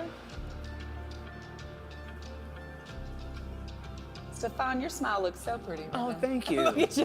Louisville Collegiate School again. There we go. Oh my goodness. How about it? I wonder where they're gonna give their if they win. Uh-huh. Where that prize is going. To school. Right. Sherry, there you go, she's girl. back, y'all. Okay, girl, go off. And Nikki again. Okay. Again. They got some fast keys. Okay. This is gonna test your typing. How quick you can type. All right, our next question. Oh, I love this one. This is question number 8. Kentucky's governors must swear an oath before taking office that they have never, A, refused a shot of bourbon, B, fought a duel with deadly weapons, C, rooted for Duke University, or D, never ridden a horse. And you can just type like one word, okay? Like of that, we'll get what you're saying. For real. I actually knew this one for real when we were taking it. Yeah. It's about to be a dogfight to get this one because I feel like you can kind of get it. Right. Again, the Kentucky's governors must swear an oath before taking office that they have never. I mean, you know, if he's a shot bourbon. Listen, or never ridden a horse. Believable. Yeah. All right. The okay, correct answer Letter B, fought a duel with deadly weapons. I guess that would be kind of obvious, huh? Right. No, you can't be fighting nobody over duels, okay? If you're gonna No leave dueling the here in the Commonwealth. Commonwealth. No dueling in the Commonwealth. None. All right, let's go to question number. Let's see I'm so sorry. let's see So our- sorry. Okay, They were so quick. Let's see if Sherry got it quick again. Yeah. I'm curious. All right, Nikki. Yep. Had a duel. It's the dog, I'm telling you. I know. Nikki, we love your dog. Kyle Durbin. Good Okay, good deal. Way to get up on the board, Kyle.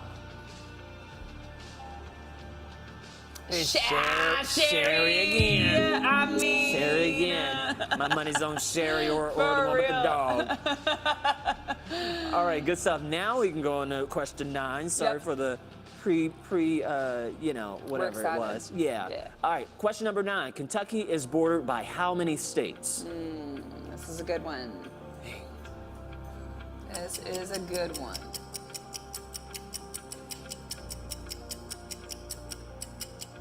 Dang, I didn't even realize. I know, right? I know. Yeah. And then there's a point where you can go and you can see like a bunch of them all at once. Oh. Are you guys catching these hints? All right. All right. And the answer is 7. There's 7 states, which include Virginia, West Virginia, Tennessee, Indiana, Ohio, Illinois, and Missouri. All right, all right.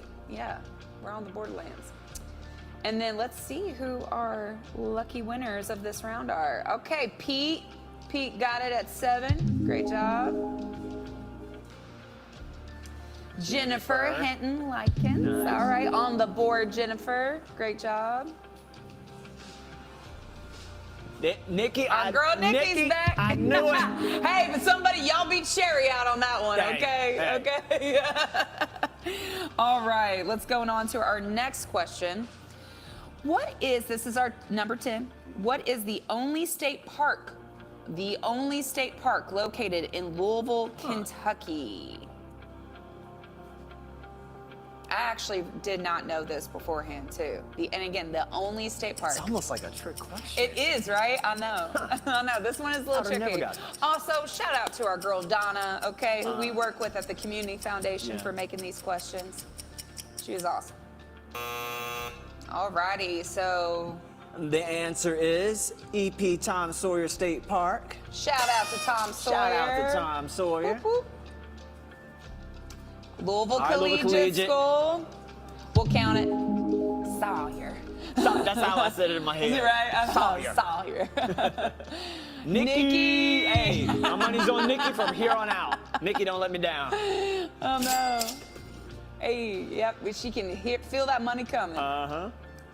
And Beth Gallagher. Nice girl. Way to get on. All right, next question.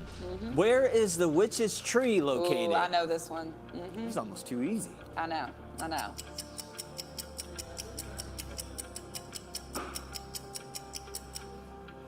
All right, where's the witch's tree located? And if you haven't gone, you need to go see it. Maybe leave a little token for some good fortune. All right, guys, and the answer to this one is I ain't got to even look at our cheat sheet here. It's Old Louisville. Yep, Old Louisville, guys. October's coming up. Go check it out, for real. And let's see who our winners are. Who's our spooky guys in the chat? All righty. I know, me and Stefan are just like so excited. Kyle. All right, Kyle's back. He got Kyle another knew. one. Good job, Kyle. Awesome. Kyle got a point. Our next winner, Angie. Angie, come on, Angie. Angie on the mic. Okay, on the board. We love it. And One West. Awesome. Good job, Okay. One West. Good job, guys. Shout out Miss Betty. She sees this. Okay, cool. Our next question is who was proclaimed, quote unquote, mayor for life from Louisville? Okay, again, who was proclaimed, quote unquote, mayor for life?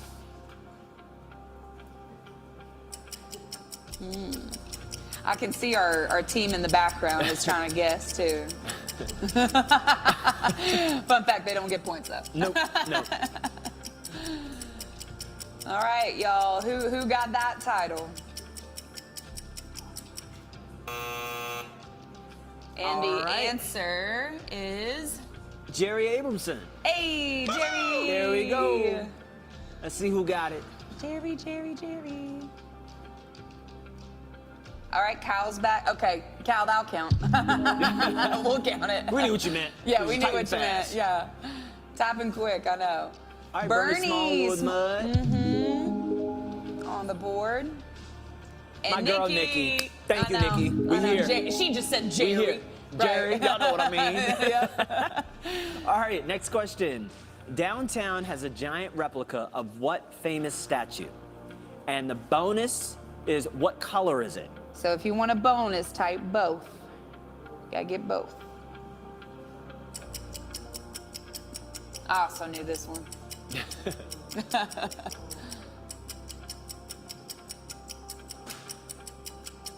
Have you ever seen it? Have you ever gone down there? Have I?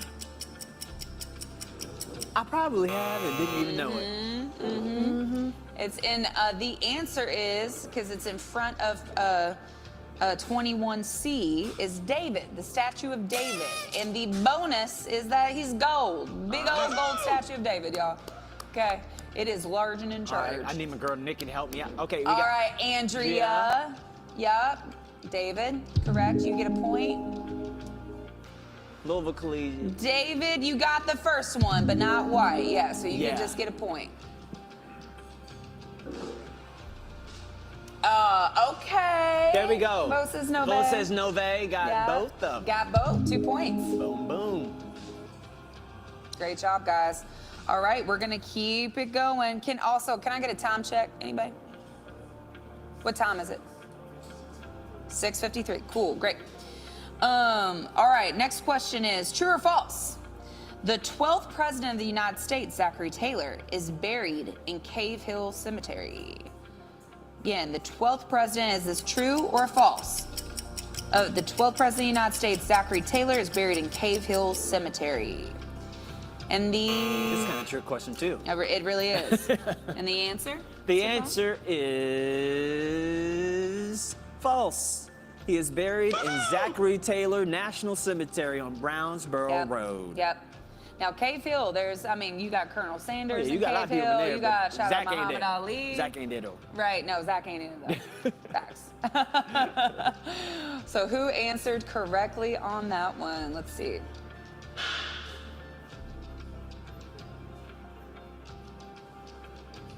All There we right, go, Nikki. My girl. That works. Jeff Duff, Jeff Dunn, he's back. false. Okay, false. And Louisville Collegiate School. All Good right, stuff. false. Nice. All right, next question. Who designed some of your favorite parks in Louisville, like Cherokee, Iroquois, and Shawnee? Your history about this is easy stuff. Yeah, no. Again, who designed your favorite parks, guys, in Louisville? Right, like Cherokee, Iroquois, and Shawnee. And fun fact, the hint is that they're participating Give for Good. The folks that continue that legacy forward. So the answer was Frederick Law Olmsted. We'll also take Olmsted if you answered correctly with that. Shout out to Olmsted Conservancy, right? Yep. Yeah. Yep. Okay. Yeah, they're participating Gift for Good. You can donate to them today, for sure. All Mary right. Grissom, for watching. Kyle Durbin. Okay, good stuff. All right, Kyle's on the board. Kyle's coming for Look, Sherry and Nikki. Kyle's coming. Okay. Nikki, don't let me down. And Louisville Collegiate. All right, Bernie Bernie. Smallwood. Okay, another point for Bernie Smallwood. Yeah. And Nikki, all right. Nikki What'd I tell typed that y'all? whole What'd thing I up. tell She said, y'all? well, Olmsted. We'll count Olmsted. Yeah. We'll count it. That's fine. All right. Okay, let's keep it rolling, guys. We're on question 16. We're almost there. What is the oldest church in Louisville? And hint, it's not the Cathedral of Assumption. What is the oldest church in Louisville? Because that's a reminder, it's not just nonprofits participating today, right? We got churches, we got fiscally sponsored orgs, we got all kinds. All right. All right, time's up. The answer is Christ Church Cathedral, 421 South 2nd Street, completed in 1824. Wow. Wow. That's an old church and That beautiful is old. church. Yeah. Yep. Let's see who got it right. Oh, I love this music. All right, Amy. Yeah, Amy. Awesome, nice. Amy Vanover gets a point. Catherine Cross. Catherine, Pun your last intended. your last Pun name intended. is on brand, girl. Covenant smothered by the Lord. And Ron Flaherty. Nice. Good stuff, nice. He guys. gets another point too. Cool. All right, so number 17 is similar to the logo of the Community Foundation of Louisville. What symbol is associated with Louisville? Oh, this is easy. Yeah.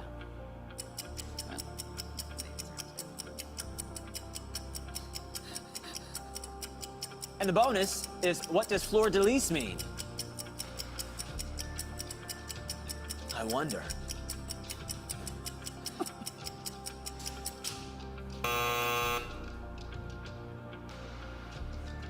Alrighty, the answer was fleur de lis, and the bonus is flower of the lily. Flower of the lily. Yeah. So we'll get our folks who answered correctly for that. Yep. And then, guys, we just got 3 more questions after this. All right, Kyle Durbin, back on the board. Kyle's coming for the ladies, okay? Kyle. Oh no, my girl, Nikki. I know. We'll see here. Nikki. Thank you, Nikki. Thank you, Nikki. Nikki's Thank back. you. I have faith in Nikki you. said, not today, Kyle. And then Lena. Yes. Awesome. Good stuff. Yeah. Great job, guys. All righty, question 18. Which one of these iconic things did not originate in Louisville? And the options are A, hot brown, B, Benedictine, C, martini, or D, old fashioned. And mind you, which one of these iconic things did not originate in Louisville? I was actually, low-key surprised by this. Not gonna lie. I just learned a thing or two. Yeah. I will say the correct answer is kind of one of my favorite things. And I don't blame you. I know. Ain't nobody I don't gonna know blame that. Chelsea. All right, so the correct answer is C, martini. Hey. Knew about hot brown, Benedictine, I did not know. Old fashioned, I kind of got the sense of it, and it just explained why I actually love it since I've left Louisville. I It's know. literally how I order. I know. I knew the hot brown and old fashioned. Yes. Yeah. Yep. All right, so next question.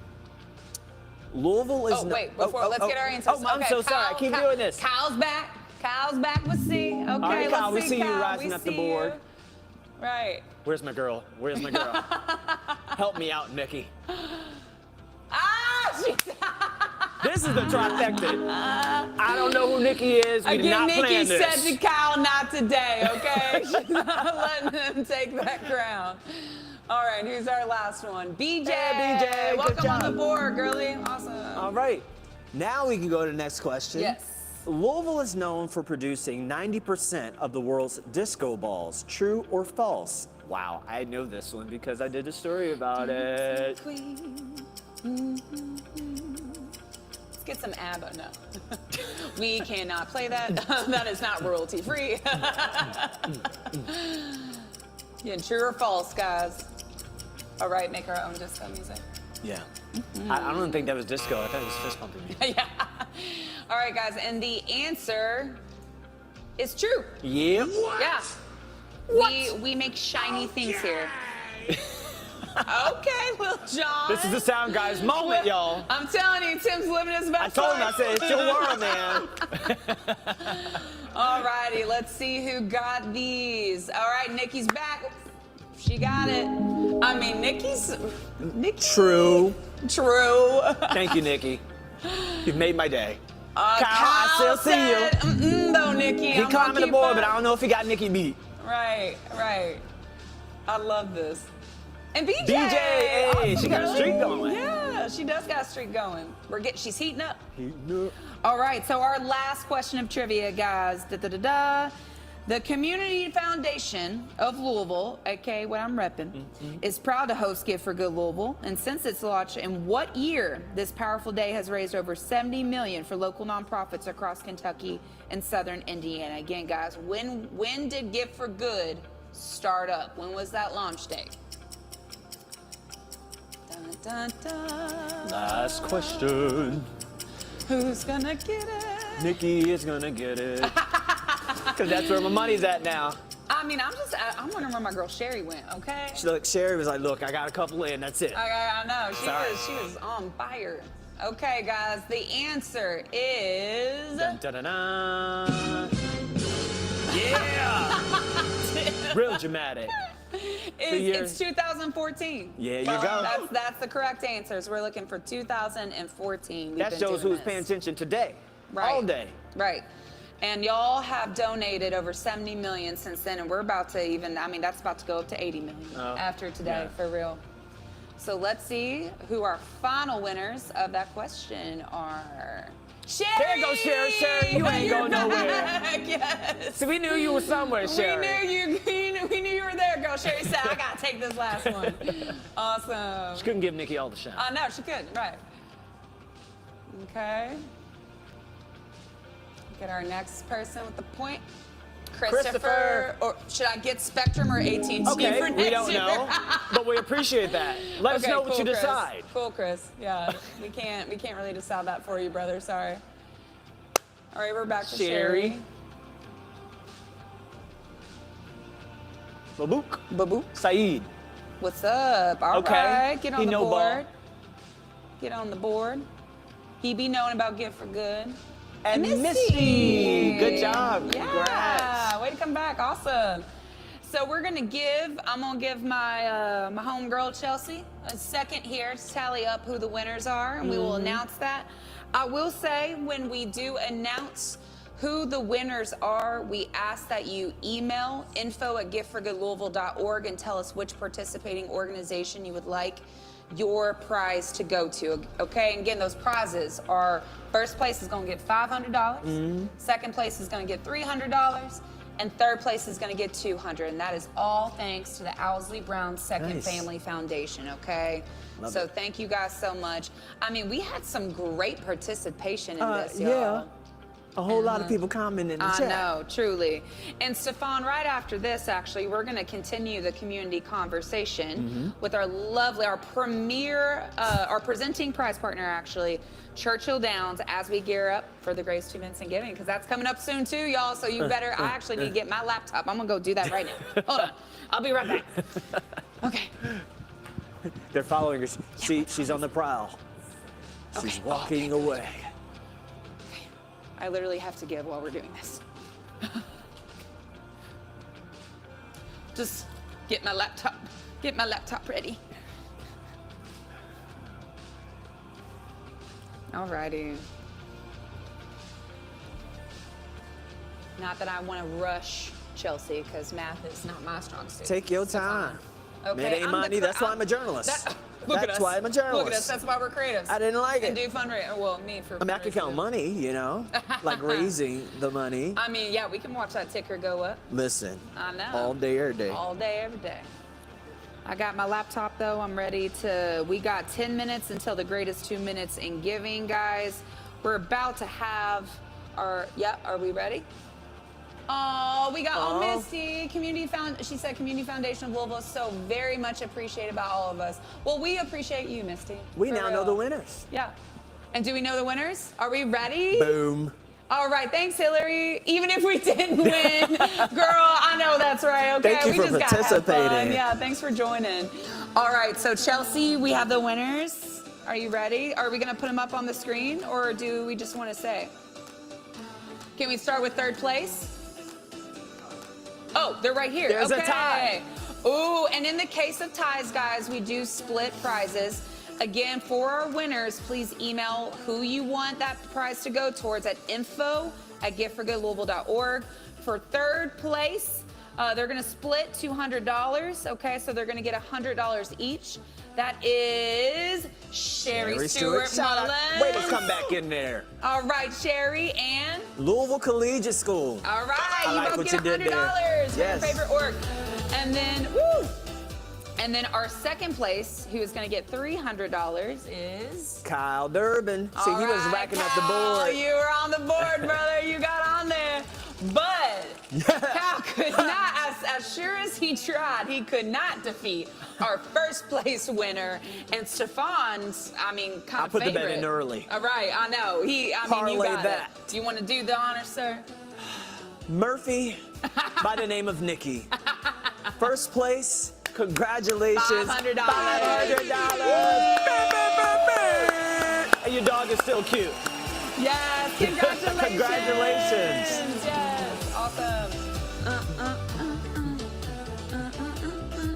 Now, that old fashioned the martini, we need to be coming out for it because it's supposed to be a part where's of the martinis at? You know? Okay. Let's put up no, the confetti. but for real, guys, again, email info@giftforgoodlouisville.org. Nikki, Kyle, Sherry, and a rep from Louisville Collegiate about where you want those dollars to go to, okay? So that way we can make sure that goes to the right organization. Thank you, everybody Yes, who that was tuned in fun. to play trivia. That's a lot of fun. This is me and Stefan's last segment together, so I'm kind of a little sad. Don't be sad, it's just the beginning. Stefan, do you want to tell anybody who's tuning in about your experience today?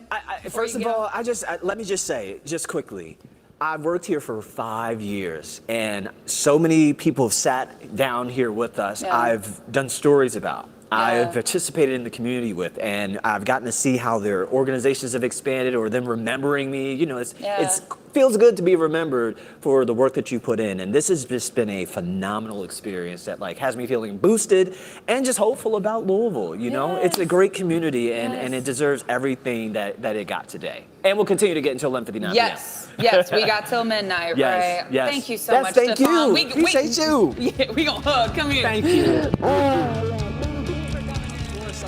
All right, guys, next up, we're about to have Churchill Downs come on for a community conversation as we gear up for the greatest 2 minutes in giving, coming up at 7:15.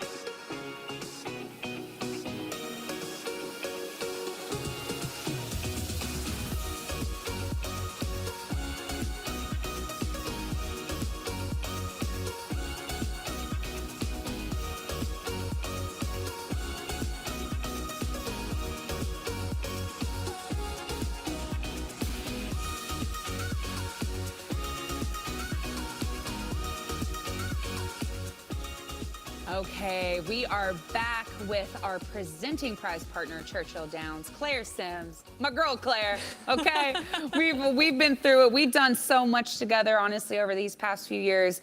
It's really a great representation to me of that cross-sector collaboration, guys. Because to Gift for Good Louisville is not a day of competition; it is a day of collaboration and showing what we can do when we unite together. Talk to me a little bit about that, Claire. Absolutely, and we're so proud to be here today. We find at Churchill Downs, we're absolutely honored to be able to give, charitable gifts and donations throughout the year. Yeah. But today is so special because we do so much more together as a community than we can ever do alone. And when I see all the prize partners, all the donations coming in, all the individual donors, it's really inspiring. As someone who was born and raised here, to see the success of this day for this community is special. Oh, you're gonna make me cry, Claire. It really is. Now let's talk a little bit about, you all have a lot of different prizes actually, but the biggest prize of the day, in which is coming up in 3 minutes, no less. So you better be prepping those donation cards. I literally have my laptop right here, getting ready to do mine. Let's talk about that. What can people expect from these next 2 minutes here? Oh my gosh, lots of excitement. The greatest 2 minutes in giving, formed after the most exciting 2 minutes in sports, the Kentucky Derby. And 7:15 to 7:17. If you have a major donation, if you've already made a donation, make another one. Donate again. Just make another one. And 6 random donations from that 2 minute period will be boosted by donations courtesy of Churchill Downs. We're so pleased and proud to be able to do that. Yeah. The winner, the win, play, show kind of narrative, the winner, $20,000. So you could give $10 and your donation could be randomly boosted by $20,000. That's so exciting. Life-changing, guys. Game changing. Yeah. Second place, that place position, 2 donations boosted by $10,000 each. Woo. Third, that show position, 3 donations boosted by $5,000 each, and we are almost there. It's happening right now. I know we got 2 minutes to go. Can we get a ticker, actually? Our live stream crew, maybe, as we count down to that 7:15, so that way our viewers can also be ready. Guys, what's so cool about this prize, Claire, is that every year that we've done this, because I think this is like now going on the 4th year, is that we see a huge surge in donations come through. And I do want to give a shout out, by the way, to our donation platform, Mighty Cause. We actually transitioned to Mighty Cause last year, and when I tell you that we ain't gonna break the internet again, okay? The Mighty Cause has been so amazing. They make the giving experience so flawless. So shout out to our Mighty Cause team. Natalie, I see you, our Mighty Cause. Absolutely, thank you, Mighty Cause. Yes. You've been incredible today. The site is so easy to use. Yeah. I've gone on and made my donations. So easy to find. Yes. Just awesome. Yeah, so guys, if you're viewing at home, get your carts ready right now, like I am, because we are down to a minute. We're down to a minute before the greatest 2 minutes in giving. And we're going to have Tim again. Tim is in his thriving era, okay, with the sound effects. You're going to hear that bugler noise, right? And then as soon as you hear that, that's when you know, okay, let's make sure that we're giving. Oh my God. Here we go. And the anticipation is building. So excited. Tell me real quick, in less than 30 seconds, Claire, what do you hope that Churchill Downs, for the community, what is your goal for the community? Our goal is that we hope you know that we are here here for you, like you have been here for us for 150 years now. The first Derby, 1875. The success of the Derby has built, it's grown nationally, internationally. We know that's because of Louisville, Kentucky. Yep. So this day means a lot to us. It's our time to give back, to show the community how much we care. And that's why we are, so proud to be part of Give for Good every year, and happy to do it. And we got 9, 8, 7, 6, 5, 4, 3, 2, 1. And y'all better start giving. I'm going to give right now. Let's go. Run it up, guys. Okay, I got to fill my stuff out. Gotta go. Okay. Everything's right. Beautiful, beautiful. And my donation is in. Donations, I should say. Because again, absolutely. Right, you don't have to make just one. Yep. You can make as many as you want. Nope. And I will say to all of the ones I give to, know that I'm going to be anonymous, okay? Because I don't like showing favoritism, right? Yeah, there you go. So you will never know that I donated to you. But Thank you, let's go, Mighty guys. Cause, for making that possible. Right, I know. So, guys, it's 7:15 to 7:17. These next 2 minutes can literally change thousands of lives, guys. Last year, the winning organization was Drag Daddy Productions, and I mean, they said that 20,000 went to fuel their services and programs for 18 months. Like that's crazy. Incredible. That is incredible. That is incredible. So here in a minute, and then guys, when these next 2 minutes are up, we got a minute left. We got a minute left, all right? Ooh, look at that ticker. Ah! We see those donations going up. We are to 19,000 donors. Oh my gosh, we just went, are we gonna go over 20,000 donors right now? Oh my gosh! That is so cool. 20,000 people, y'all. That's incredible. That's incredible. That is wild. Oh my gosh, I'm so excited. All right, only a few seconds left remaining, guys. Can't wait to see how many get those donations in now for your chance to have it boosted by $5,000, $10,000, or $20,000. Okay, so after this, we'll take a short break. And the great 2 minutes of giving is done. It's done. The 2 minutes, I mean, again, went by so quick, Claire. Oh my gosh. So quickly. I can't wait to see how many donations came in because that thing was flying. I know. That was really so, cool. Claire, before we wrap, because guys, we will come back on here at 7:30 to announce the winners, okay? Claire, is there anything for our viewers at home that you want them to know about Churchill Downs or just like our partnership?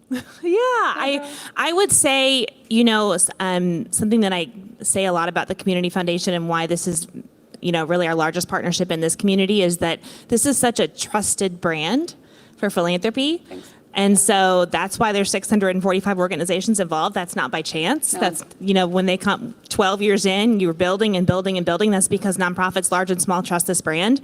We're excited to be part of this today, to partner with you. We're stronger together. We are stronger together, Claire, and I love it. And we have over 20,000 people who also trust who agree. this, trust Absolutely. Community Foundation. Because, guys, we do our due diligence to make sure that every organization that participates, right, is in good standing with the IRS. And not just that, but then we give them all of the tools that they need to not only be successful during this giving day, but also all throughout the year. So thank you guys so much for tuning into the live stream today. We will be back at 7:30 to announce the winners. Okay, stay tuned.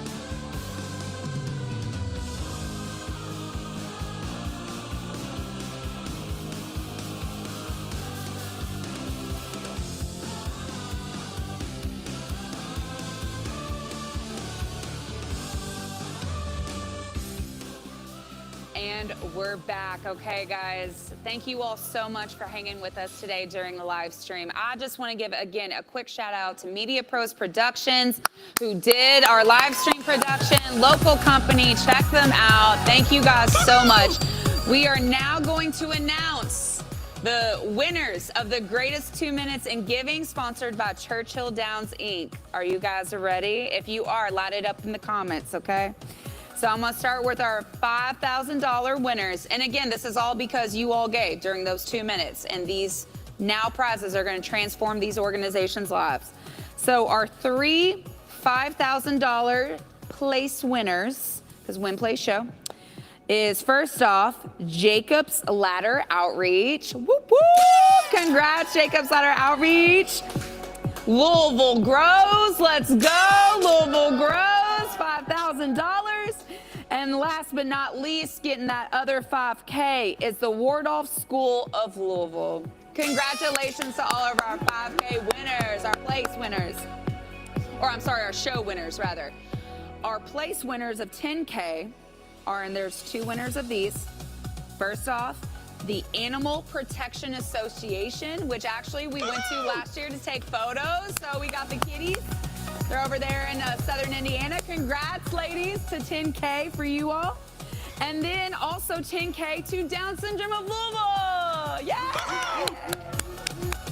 Congratulations, guys. And you can also, folks, view all these prize winners at giftforgoodlouisville.org on the prizes page. Just click that prizes button at the top, okay? Now, last but not least is our biggest prize of the giving day at $20,000 is the KY Religious Coalition for Reproductive Choice. Congratulations!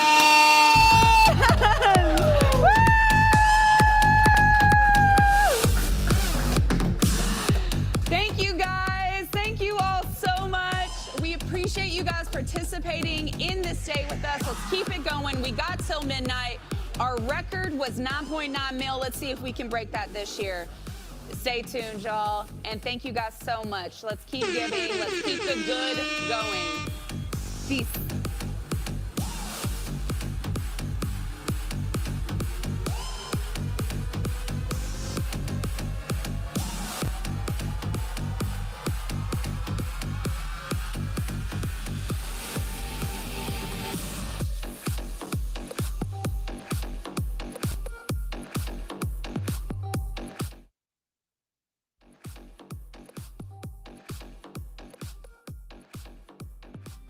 On Give for Good Day, it's probably the most impactful day when it comes to the donations that are given to Community Foundation and lots of other impactful, important nonprofit organizations in our community.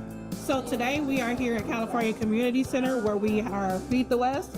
So we're feeding the West, plain and simple. There's no grocery stores near these areas, and we're trying to make sure that we're able to feed the people. And as you can see, the people are here and they need to be fed. When we hit our goal of $50,000, we're going to pass it right back out. Everything that comes into the organization goes right back out. We are representing KRM, Kentucky Refugee Ministries, and we are a resettlement agency, and our main mission is to provide services for our refugees when they arrive.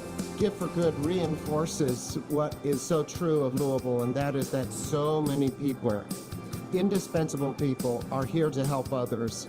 We're so grateful for Give for Good because it gives us an opportunity to connect to other nonprofits that are also doing amazing work across Louisville, but also to raise for our individual nonprofits and to carry on the programs that we are doing in the individual nonprofits. Give for Good Louisville is actually one of my favorite days because it makes me really, first of all, it's really nice for Neighborhood House. It's an important fundraising day for us to help us, you know, get through our year. But it also makes me so proud to be a Louisvillian because I watch all the different places that I give, all the different places that other people give. I watch my friends and other nonprofits meet their goals. So it just feels really good to be able to be part of it.